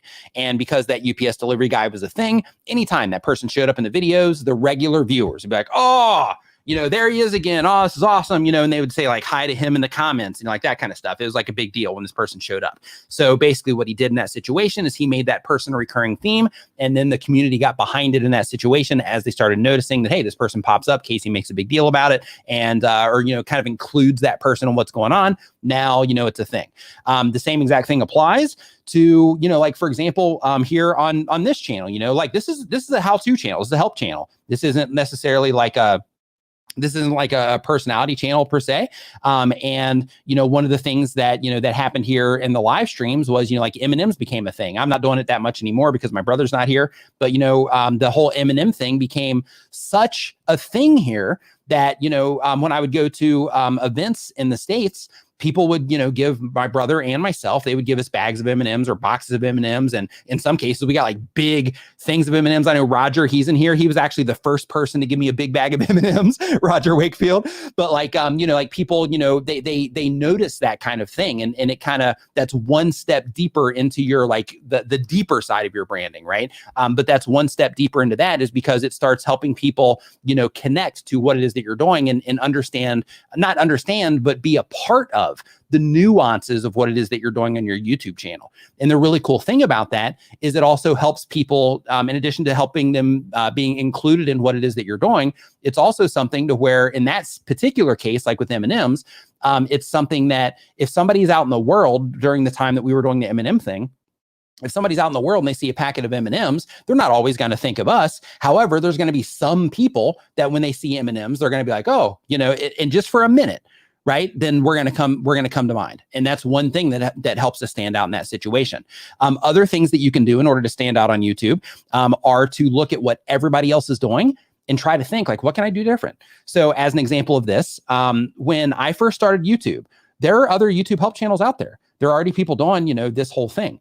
And, I actually went through a process. I wasn't even making YouTube help content when I first started the channel. I did, stuff just on like general, like, how to stay motivated, things like that. But I did do video related stuff, how to overcome camera shyness, how to come up with video ideas. But I wasn't necessarily targeting YouTubers at the time. I didn't even know that I should be doing that. So when I first started the channel, there were other people that were, having lots of success on YouTube. But one of the things that I did is I took the approach of once I started doing the YouTube related content, I took the approach of, I'm going to come at YouTube content creators as a creator, not as a coach, not as a, anybody that's, like, oh, hey, I'm up here coaching you on this. Like, I'm coming, like, I'm a creative person. I love doing all this stuff. Like, I love just making stuff and all that. So like, I'm going to come at you like that way. Like we're both into the creation side of things. So like, I'm coming at you that way, where everybody else is coming at you from like, hey, I'm here, I know all this stuff, and you're down here and I'm trying to teach you. Like, I'm like, hey, I'm creative, I'm going to teach you this stuff as well. And we're kind of rolling through this whole thing together. And that was like my approach on how I'm going to stand out. And I express that through how I communicate in general. I express that through like my set design. I express that through how, I just communicate, all this information. And I gave freely, where a lot of people, at that time, a lot of people were a little bit restrictive on some of the information. And, I was just like, hey, I'm pulling the curtain back, and if I know it, then over time, I'll share it on the channel. So because Roger's like, I'm not creative, I'm a plumber. But because of that, I was like, I'm just going to pull back the curtain, and like if I know that something works, I'm going to share it, right, and let people know about it. So when it comes to standing out, it's just basically drawing those lines of, like, how am I going to express myself? How am I going to get people into what it is that I'm doing? How am I going to, what nuances am I going to have within the channel? Like we have the Illuminati, for example. That's another part of the deeper branding side of things, is like naming the viewers, naming the community. And by doing that, then it also, helps people in terms of like, hey, it's Illuminati, I'm Illuminati, right? So then like sometimes when I'm on other live streams on other people's channels, then, people will come in and people will like hashtag Illuminati, right? So, it's like doing those types of things can also help you stand out here on YouTube as well, because those are all the little nuances that other people can't, they can't do. Sure, people can do the thing with the M&Ms, but people can't, represent, or not represent, but they can't like duplicate your community name, so to speak, and people, respond to them the same way. Okay, next up on our list, we have Jocks Kids Draws. Jocks Kid Draws says that they do drawing tutorials. The goal of the channel is to teach people, mostly kids, how to draw. And hey, really quick, so I just want to let you guys know on Clubhouse, and it's still going to be a little bit, but I just want to let you guys know on Clubhouse that that once we stop the live stream here in about 40 minutes, I'm also going to be hopping into Clubhouse as well, and I'll be doing like a little bit of a Q&A in Clubhouse also. So, for those of you that have been hanging out over there, I just want to let you know that I want to hop in here and answer some of your questions as well, while I'm kind of shutting everything down around here, so that I can, add some value to you guys too, in terms of, the Q&A side of things. I just want to let you know that. But basically the content here is drawing tutorials. The goal of the channel is to teach people, mostly kids, how to draw. Question: should I film my videos long before I post them or film them the week of posting? Great question. So when it comes to filming your content, or when you should film your content or release your content, just think about when you film your content in advance, it takes tons of pressure off. So if you're filming your content in advance and you have, let's say, 4 videos in the queue or 8 videos in the queue, like ready to publish, then in that situation, hey, it doesn't matter if I get sick. It doesn't matter if, my computer goes down, or let's say my camera goes down, something like that. Like, I'm good for like 8 videos. And just that feeling by itself is extremely refreshing. So if you can create videos, a week in advance, a month in advance, 2 months in advance, in that situation, it can be, really advantageous for your mind state. So, like I wouldn't just make them the week of posting. If possible, as long as the content that you make, doesn't require a timestamp, then in that situation, I would make them as far in advance as you possibly can. But really quick, I need to add a caveat to that. One thing to keep in mind if you're new to YouTube is that when you are publishing your video content, you are making your videos in advance, like massively. When you are doing that, one of the things to make sure that you're keeping in mind is when you make 8 videos, if you publish 2 of those videos and you go into your YouTube analytics and you notice that people are not responding to those videos great. Let's say that in your audience retention reports, you just get a drop right when the video first starts, and then like hardly anybody makes it through the video. Then in that case, the other videos, you should readdress those and say, let me try to figure out why people are dropping off, and let me test that. Let me edit these new ones in a different way, or do something a little bit different at the beginning, so that I can try to see if I can grab their attention a little bit more, that kind of thing. So if you don't have the process down yet of like getting people to respond to what it is that you're doing, then in that case, when you are batching the content, don't edit it all. Just put out like a video or 2 at a time, or not at a time, but like get 1 or 2 videos ready, publish those, see how people respond, and then use that information to apply to the additional videos that you have. So you can edit them a little bit differently, or, you can introduce them differently, or, whatever it happens to be. Next up on our list here, we have, let's see, your channel name is Aaron Gaming Nation. And the type of channel is a gaming channel. The goal of the channel is to reach 1,000 subscribers for a face reveal, and then start a vlogging channel, and the start of a vlogging channel. And the question is, what is the best way to gain more subscribers? Really good question. So first off, I want to address like a different point here. And the different point is the goal of the channel is to reach 1,000 subscribers for a face reveal, and then start a vlogging channel. So I don't know if you're, and the start of a vlogging channel. So I don't know if the vlogging channel is going to be on a different channel, or if you're going to change your gaming channel into a vlogging channel. I just want to bring attention to this for a second, because if you have a gaming channel and you grow that channel to 1,000 subscribers, those 1,000 people are going to be interested in gaming. And if you all of a sudden are like, hey, we got 1,000 subscribers, now we're vlogging, well, then in that situation, those people subscribe for the gaming, and they probably won't respond that well to the vlogging. Now, over time, because that's just, the first 1,000. So over time, you'll be able to, grow that vlogging community as well. But, just keep that in mind, that you might have like a little bit of like a stress point right there when you do make that transition. It might be fine. Those people might love your personality, and they might just come right along on that journey with you. But in a lot of cases, you will find that when you do switch content types like that, there is kind of like a pain period to where it's like, hey, we kind of, they came in for this, but now I'm giving them this. They came in for ice cream, but now I'm giving them, black coffee. Right. So then people are like, wait a minute, I came in here for ice cream. What are you doing to me? Right. That's not what I came in here. I came in here for ice cream. You're giving me black coffee. I don't even like coffee. What are you doing? I'm here for ice cream. Right. So you might have to have, a little bit of pains there. But in terms of the best way to get more subscribers, what you want to think about is people subscribe to YouTube channels based on what it is that they get from the content, and based on, in some cases, depending on the content type, based on how they resonate with the creator. So because of that, you want to make sure that you are considering the viewer experience and considering the value that people are getting from your videos when they are watching your videos. Like, is your content worthy of a subscribe? And you can't say, yeah, hey, I'm making this, so people should subscribe. Right? Define, like, why should people subscribe to this? Are you funny? If you think you're funny and that's the thing that people should subscribe for because you make people laugh, make sure that you're funny, be objective about it, and be like, you know what, am I, hopefully I'm as funny as I think I am. And if people aren't responding and the only thing that you have is being funny, then, you might need to, modify your jokes or your timing or something like that, and practice that art so that you can get people to respond better, in that thing, if that's going to be the thing you lean on. But what you want to do with every video you upload, I actually made a tweet just the other day, and everybody here should be following me on Twitter. If you're not, I'll drop my social media on the screen right now. But basically, when you are publishing your content, one of the things that I published on Twitter was I was like, hey, what value do you bring for your audience? And everybody here, you should think about this for a second.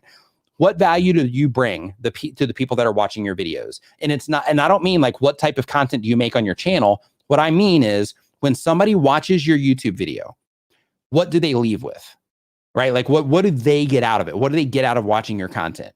And it's really important that you define that. And it's really important that you define that so that you can make sure that every video has a lot of that, right? Because that's the type of thing that gets somebody to subscribe. So people will subscribe based on what it is they get out of the channel. And they will also subscribe based on what's happened on your channel previously in terms of like, wow, like in my case, right? Like it's like, wow, Nick's got a lot of live streaming content, or Nick's got a lot of YouTube tips. I'm going to make sure I subscribe, and make sure you subscribe, by the way, if you haven't yet. On some channels, people are also going to subscribe based on like, hey, they got a little bit of content, in the past that was awesome. I'm enjoying that, or, I saw that, or I see that they have it and I want to subscribe so I can come back and watch it. I really enjoyed this video that I just watched, so I'm going to subscribe there. Or, I really enjoyed this video, and because I really enjoyed this video, the type of content that this person makes is something that I'm definitely going to be able to or want to experience in the future. So because of that, I'm going to subscribe there. So those are some things that you want to think about when it comes to getting subscribers. But it's all about the value that people are getting out of what it is that you're doing. If you're not providing value to the people that are watching, or you can't define that value, then the viewers aren't going to be able to. So, you need to be able to define the value that people are getting from each piece of content that you upload to the platform. Let's see here. Next up on our list, we have Lisa VR. Lisa VR says VR gameplay channel. Lisa, that's awesome. I love VR, by the way. Let's see here. Says, I love the goal of the channels. I love the immersion of VR, and I want to bring the experience to others. That's awesome. So my new place, I'm actually considering, I was talking to my girlfriend, we were talking about possibly building like a whole green screen room so that we can go in there and do VR and just kind of put it up on the internet. It wouldn't be something that we would do seriously, but maybe put it up on like Facebook or something, because they have the gaming stuff over there, or Twitch maybe, but basically, kind of the same exact idea for the immersive stuff. It's so awesome. Absolutely love it. But the question is, I use TubeBuddy to do all my keyword research. I only use keyword phrases with a very good ranking or higher. I put them in my titles, tags, and descriptions, yet I don't rank for them all. What am I doing wrong? So one of the things that we were talking about earlier here in the stream was, and if you're just joining us, I'll go through it again because, you might have missed it. But when you are optimizing your videos for search, you've done the research, and according to TubeBuddy and according to your own research, you've identified that, hey, this is something that, that I can show up for, that I can bring attention to my video for. You put the right things in your titles, you put the right things in your description, you use the right tags. All of that stuff is great. However, another part of the equation is you have to think about the users on the platform, because what you're doing when you're writing the title, description, and tags is, of course, with the title, you're being compelling because people see that from the outside. Part of your description people can see from the outside in search. But ultimately what you're trying to do is think of like, okay, I'm optimizing this so that YouTube systems can have context at the time of publish to know what this video is about, so that their system can more accurately target people who would be the most topically interested in what it is that I'm doing. And then if you also have, let's say you're a vlogger and you make content where you're more dependent on like browse, then in that situation, you need to think, okay, I'm putting this together. I'm letting their system know that this is the place that I'm blogging, or this is the things that we're doing in this vlog, something like that. But you're going to be more dependent on, like grabbing people's attention on the homepage next to other videos, but you can show up in search too. But the idea with the metadata is just to give context to them. But with your title specifically, it's also to give context, but it's also to be able to get the people that are on YouTube and looking for content to watch. It's to be able to get them to recognize, what your video is about, so that they will, click on it. And you need to be compelling there as well, so that, for them, it's like, wow, okay, this is for me. This is what it's about. And it's also compelling enough that I want to make sure that I click on this and watch it. So when it comes to ranking in search, one of the things that you have to think of is, one, you don't want to think about ranking in search. You want to think about discovery overall. But when it comes to search specifically, if that is what you're after, you want to think about, okay, I'm optimized properly, but in order for my video to maintain a search ranking or even show up in search at all, when it does show up, I need to have people click on this, and I need to make sure that they're having a good experience from this content. They need to click it and they need to watch it for a fair amount of time or further interact with it so that YouTube can deem it as a satisfactory experience for their viewers. And additional things like, people need to complete the video. People need to click on your end screens and watch more videos, or click on a pinned comment and go to other videos, or click on a card and go to other videos, things like that. But basically, what they're trying to do in YouTube search is they're trying to generate as much watch time per search impression as possible. They're also trying to serve the viewer the videos that are relevant to their search query. Now, one thing that you're going to find is if everybody in the chat right now, if everybody were to go through and show the same exact YouTube search results, then a lot of people are going to get a lot of different results.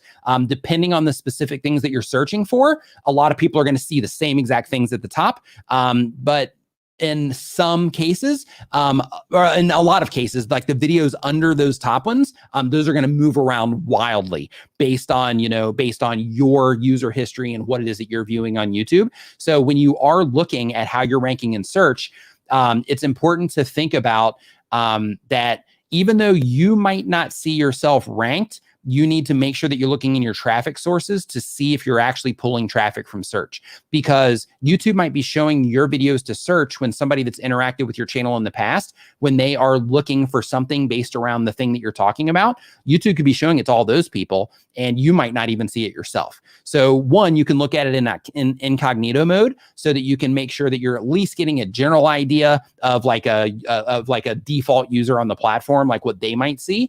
And then of course you can look at it yourself. But, ultimately a lot of those results are going to shift, but there will be a lot of similarities. If if you have friends look and you look at it on different devices or from different accounts, things like that, then of course, there's going to be some stuff that's going to be stuck up there, but all the stuff underneath those are definitely going to move around, quite a bit based on the very specific person that's looking at that search result. So if you are optimizing your videos for search, don't just discount it because you don't see it. Make sure you go into your traffic reports and you look and see if you're pulling any traffic from search to really know if you're actually showing up there or not. And then you can also see how much how much traffic you're getting from there, and that will give you a better indicator if you're actually ranking or not. Not just if you see you showing up there in search or not. Because even in incognito view, right? Like in incognito view. Because that's a default user with no data for their system to know the right stuff to show to that user. So even in an incognito view, because everybody's like, well, hey, just look in incognito view and see if you show up there. And, that's one step, or that's one, way that you can show up, with a blank slate for those people. However, a lot of that stuff is catered to, the user, like how people are using the platform, the channels they interact with and things like that around the specific topic. So keep that in mind as well. But ultimately, to maintain steady search traffic, we'll just frame it that way. To maintain steady search traffic, you have to make sure that you're optimized correctly, and you need to make sure that you are that you're able to get people to click and watch what it is that you're doing. Because the metadata by itself, it doesn't do it. It just gives context, and then the actual content itself is the thing that does all the heavy lifting for you in terms of continually bringing views into your channel. So right up here, let's see here. Damon Warren says, what VR system are you on? So I'm on PlayStation 4, and I have a Quest, and I have a Quest 2 for me. So yeah, absolutely love it. Absolutely love it. Let's see here. And when PlayStation 5 arrives here in Thailand, I'll be on VR for that as soon as that's available too. Torch Brenner is the next question here. It says they upload 1 time per week or more. They've been making videos for less than 6 months. They have an art channel. The goal of the channel is to inspire people to draw as a hobby. And the question is, my videos are all about one subject, but are different formats. One type brings in new subs and gets great views, likes, but has very low retention. Another type gets great audience retention, but much fewer views. What are your thoughts? Okay, so basically, when it comes to your different content types, what you have to think about is okay, what is it I'm trying to accomplish? So if you are trying to get into the partner program, then in that situation, that watch time is pretty crucial. If you're trying to get ad revenue, then the view count's crucial. If you're already in the partner program. So what you need to think about is like, which one of those is helping you serve your goals while also adding value to the people that are watching your content, and then lean more on that stuff. Or when you publish your videos, just have the understanding that you already have of, okay, when I publish this content, people are going to watch it. They watch this content for a longer period of time, but the stuff that is typically getting more views, which one thing that I want you to understand, and that might be why you're kind of framing it this way. One thing that I want you to understand is audience retention by itself. That by itself is not the thing. There's a big combination of things, but ultimately it comes down to, how good you are at getting people to click and watch. So, when you start looking at, how many impressions that you got, out of those impressions, how many people were you able to get to click, out of those people that clicked, how long were you able to get those people to watch? And you start, factoring all that stuff together. Then that's where, things start getting interesting in terms of, people didn't watch this one for that long, but they're clicking on it like crazy. Or people didn't click on it that much, but they're watching it for a really long time. So now I understand why it's getting views, even though people aren't clicking on it, a ton compared to the other videos that I publish. So, that you want to make sure that you're thinking about that as well. But in terms of, the content decisions that you're making, you just got to think about what it is that you want. So, like I said earlier in the stream, everybody here, you should know, what it is that you want, out of YouTube. Like, take notes, right? Like, okay, what do I want? Why am I uploading videos to YouTube? What am I trying to accomplish? If I publish a video and the subscriber gain is low, does that help me serve my goals? Yes or no? If it is, if your goal is to make money on YouTube, then in that situation, if you lose a subscriber or that video doesn't gain as much subscribers, but it brings you more ad revenue, then that video was a hit, even though it was a win, even though it might not have given you a large subscriber gain. Same exact thing goes if you are an affiliate, or if you are, a marketer and you're trying to get people, onto your email list. Then it's like, hey, I have a tracking link in my description, and in all my descriptions, different tracking links. And when I publish these videos, they don't get as many views, but boy, do they convert for me. So if your goal is to drive leads to your stuff, then in that case, you prove through the data that these videos, even though it doesn't make me look, like a successful YouTuber, these videos drive me tons of leads, which ultimately convert into sales. Then in that situation, I'm going to make a lot more of these because they help me serve the goal of what it is that I'm actually trying to use YouTube for. Right. So, all of these decisions are based on, what it is that you're trying to accomplish in terms of, the content that you decide to publish. And what you deem as a successful video, right? So, it's funny, some people will look at channels. I'll see this happen on Facebook all the time. Some people will look at channels and they'll be like, your channel, sucks. It doesn't even get that many views. But then it's like, you don't know what's going on in the back end of some of these channels that you're looking at. I mentioned earlier that I have a friend that talks about crypto that just makes a killing off of Patreon. And in his case, if you were to look at his channel from the outside, you would be like, oh, his thumbnails aren't that great. Or you'd be like, oh, he's making everything on his phone, because he is. You'd be like, oh, he's making, all these videos on his phone. He needs to get a better camera and things like that. No, he doesn't. He's crushing. But from the outside, based on, how people typically look at YouTube, people would look at his stuff and be like, oh, maybe I'll go watch somebody else. Right. But in reality, it's like he's doing fantastic, even though from the outside, it might not necessarily, might not necessarily look like it. Okay. But because it's all goal based. That's the thing that I'm getting at. So if your goal is being accomplished, then, you lean on that thing that's helping you accomplish your goal faster. Okay, so next question that we have here is from Isha by Design. What's up, Isha? Hope that you are doing awesome. Says the goal of your channel is to eventually monetize so I can afford the paints that I'm using in my videos. So basically, you want to monetize so that you can use your monetization on YouTube to support the content that you're making. That's awesome. The question is, hey, Nick. Hey. I'm struggling with editing. It takes me less than an hour to record my tutorial and 2 days to edit it. Any advice on streamlining the process? Unfortunately, professional help is beyond my financial reach at the moment. So when it comes to editing your videos, some things that can help you do it faster. For me personally, editing in clips helps. Another thing, if you're just getting started, because you've been doing this less than a year, if you're just getting started on YouTube, I do want you to know that as you get more familiar with your editing process, how you're making videos, how you're organizing your content, your workflow will get faster. So when I first started my YouTube channel, I had a little bit of video editing experience, even like just a little bit. And even when I first started my YouTube channel, even with that little bit of video experience, it would still take me a really long time to put my videos together because, I'm like, oh, hey, this would be cool if I added this. This would be great if I added this. And, just learning, hey, this is where I need to go to do this. If I need to make something move across the screen, then I can't remember, where do I go to do that? Oh yeah, I think it's over here. And little things like that, to where, just like with anything else, as you practice it more, you start becoming more efficient because you don't have to think about, hey, if I want to crop something, where do I find that again? You think, oh, I need to crop it. I go here, bam, crop. I've got a preset. And then I use that preset. It crops it exactly in the right spot. And then, I move on with what it is that I'm doing. So with that said, some things that you can do to speed up your workflow. One, use templates as much as possible. And what I mean by that is go ahead and get your base video file together. And your base video file, you can just call it template.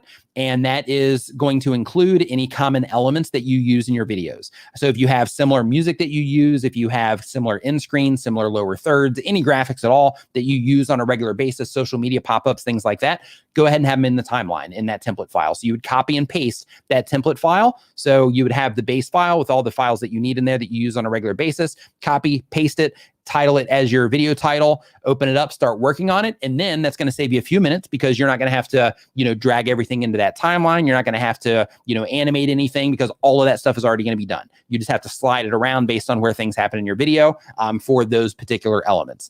Same exact thing goes for any color grading that you do. If you make videos in a set like I do, then in that case, your videos typically will look about the same. So if you do any color grading or any type of, coloring for your video, then you can have a base setting for that as well on one of the tracks. And then as you drop your videos in, those things are already applied to it. Or you would have one clip in there to where if it's Premiere, for example, to where you can just copy and paste, into the clips as you're bringing them in, instead of having to go in and fine tune each individual one.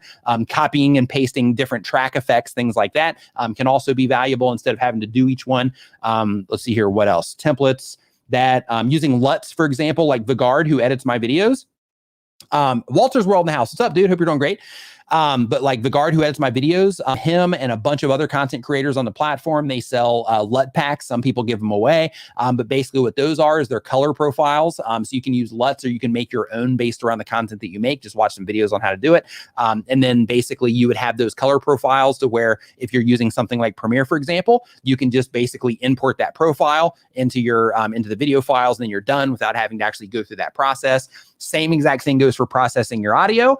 You can actually set up, if you use Adobe Audition, what I'm getting at right here is using the right tools will help you massively. But like using Adobe Audition as an example, you can set up macros within Adobe Audition to where, again, if you're in a studio environment, then you can say, okay, I'm loading my my audio up, and then I run through these macros, and this is just going to process my audio with like a with a click of like a button or two.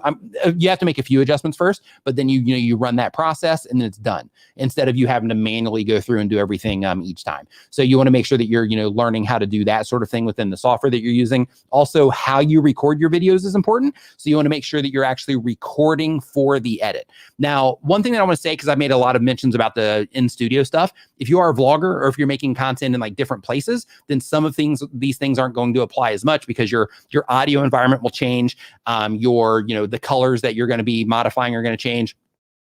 So because of that, you want to lean more on like the template side of things to at least have that as that side of it. But always make sure that you are thinking of the edit when you're shooting the video as well. Because when you're considering how you're going to edit the video or the editing process when you're shooting the video, you're going to be very intentional about every shot that you get, about every take that you have, because you know that, okay, for the edit that I'm going to put together for this video, this part's going to be awesome. It's good enough. Now we can move on to the next part of this video that we're going to do, right? So when you're intentional about it, that can also, help speed up the workflow.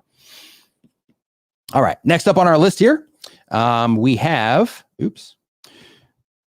we have Made for China is the name of the channel, and they've been on YouTube for 1 year or more. The type of channel is educational entertainment, Chinese language and culture.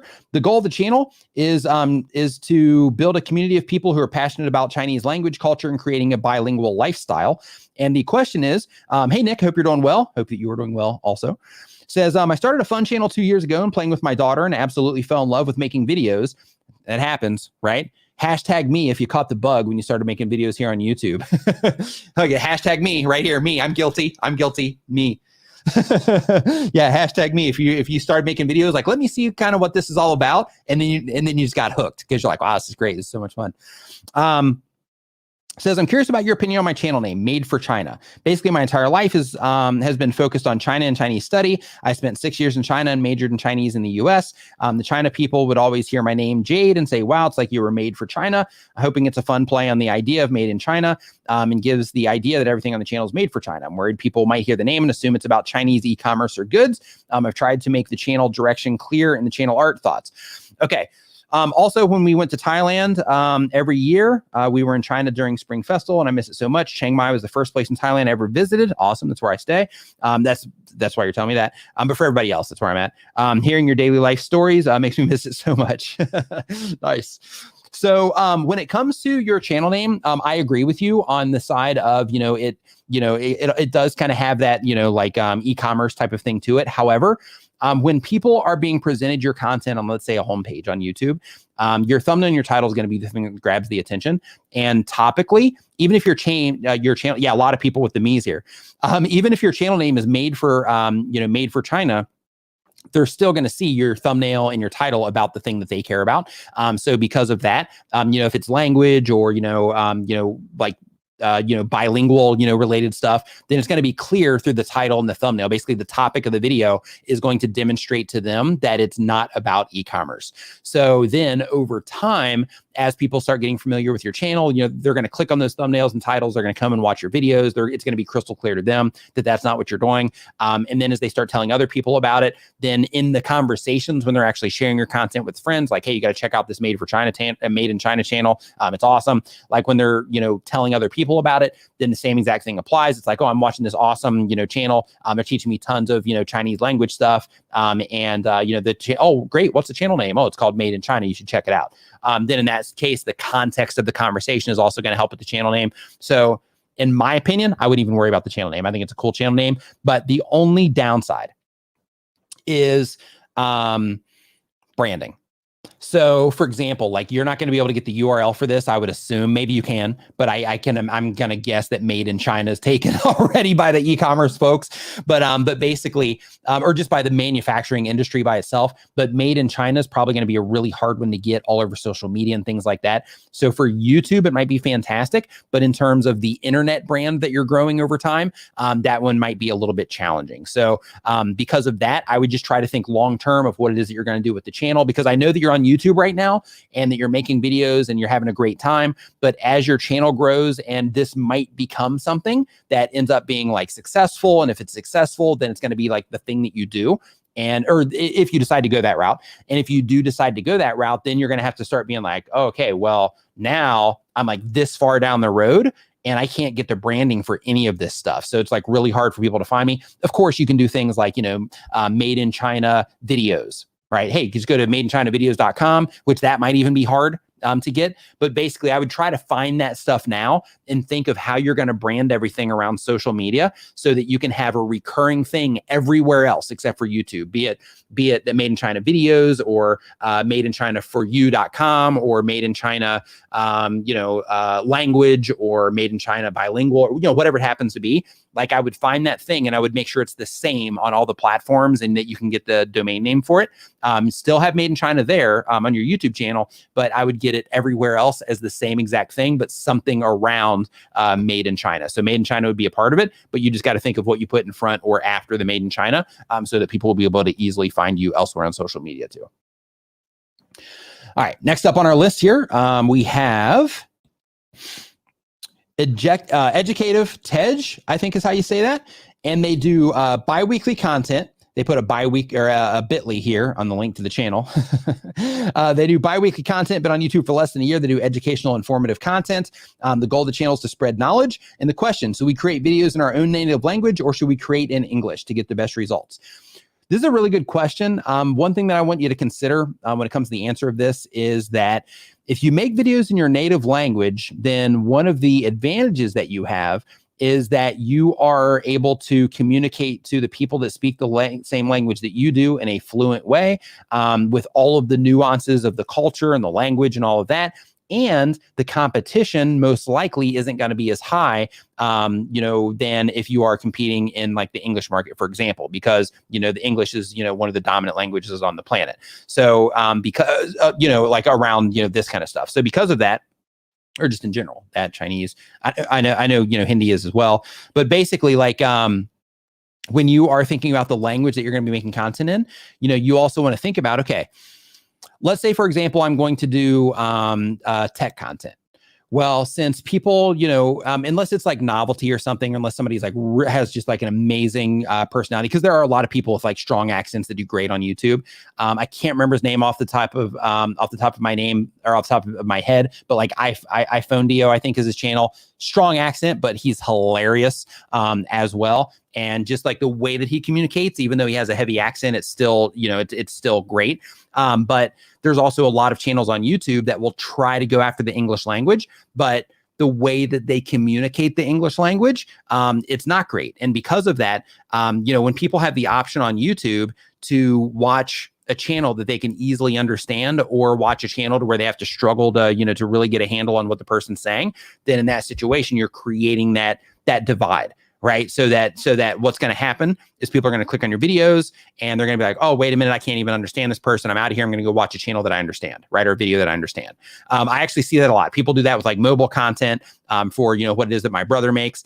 People do that with YouTube help content. There's a lot of Hindi language YouTube help content, or people that speak other languages trying to make YouTube help content in English. And the problem with that is that it's just easier for people to understand, especially when you get into like conceptual ideas about, all this stuff.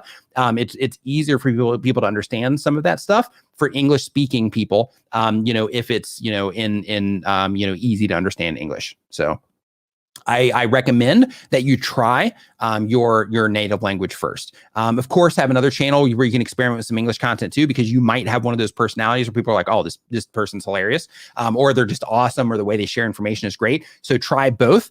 But I'm going to guess that you're probably going to have a better success with the native language channel. I hope that you can prove me wrong. Farrick is his name, says Renee Ritchie. He had the iPhone Dio channel. Yeah, good stuff over there. Absolutely love it. Doug, I see your message there, and I will refresh that page right now. Get some water here.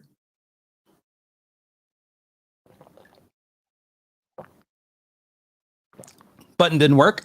So there goes that. It'll probably just start randomly here. If you're enjoying the show, remember to give it a thumbs up and share it with a friend right now. Okay, so next up, we've got Warren in Society of, not sure what that is because it's getting truncated. Says, hey, Nick, I'm having a hard time getting traction in the paranormal genre.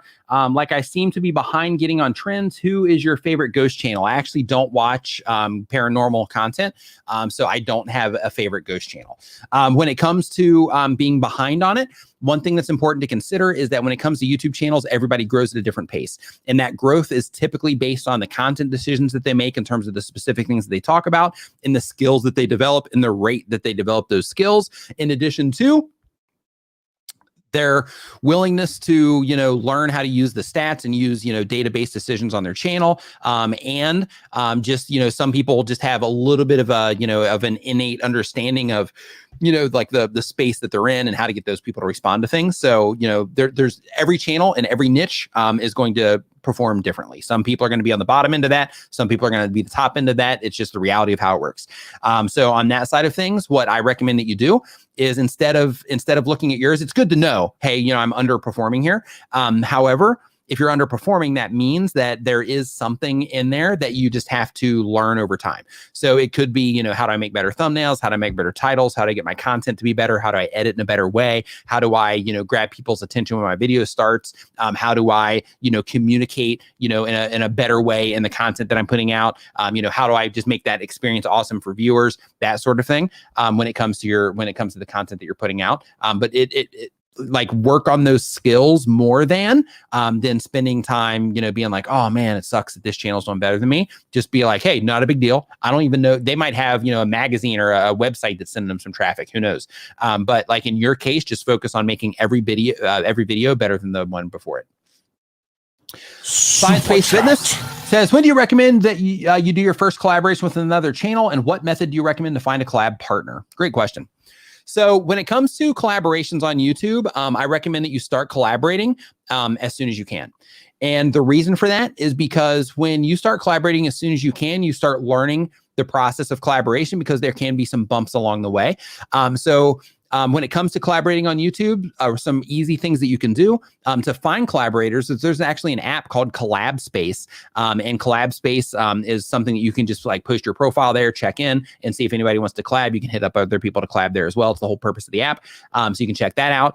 In addition to that, if you have other science channels, science-based, science or fitness channels that you want to collaborate with, start reaching out to them on Twitter. And when you reach out Twitter, their Twitter, Instagram, reach out to them. They have a business inquiry email on their YouTube About Me page. Send them emails there. And when you reach out, don't just hit them up and say, hey, do you want to collaborate? Have an idea. Say, hey, I'm making this video about this, and I think that you would be a great fit for it. Would you like to, collaborate with me on this? And they're either going to tell you yes or no. But basically, just kind of mark it out. Hey, here's what it is that we're going to do.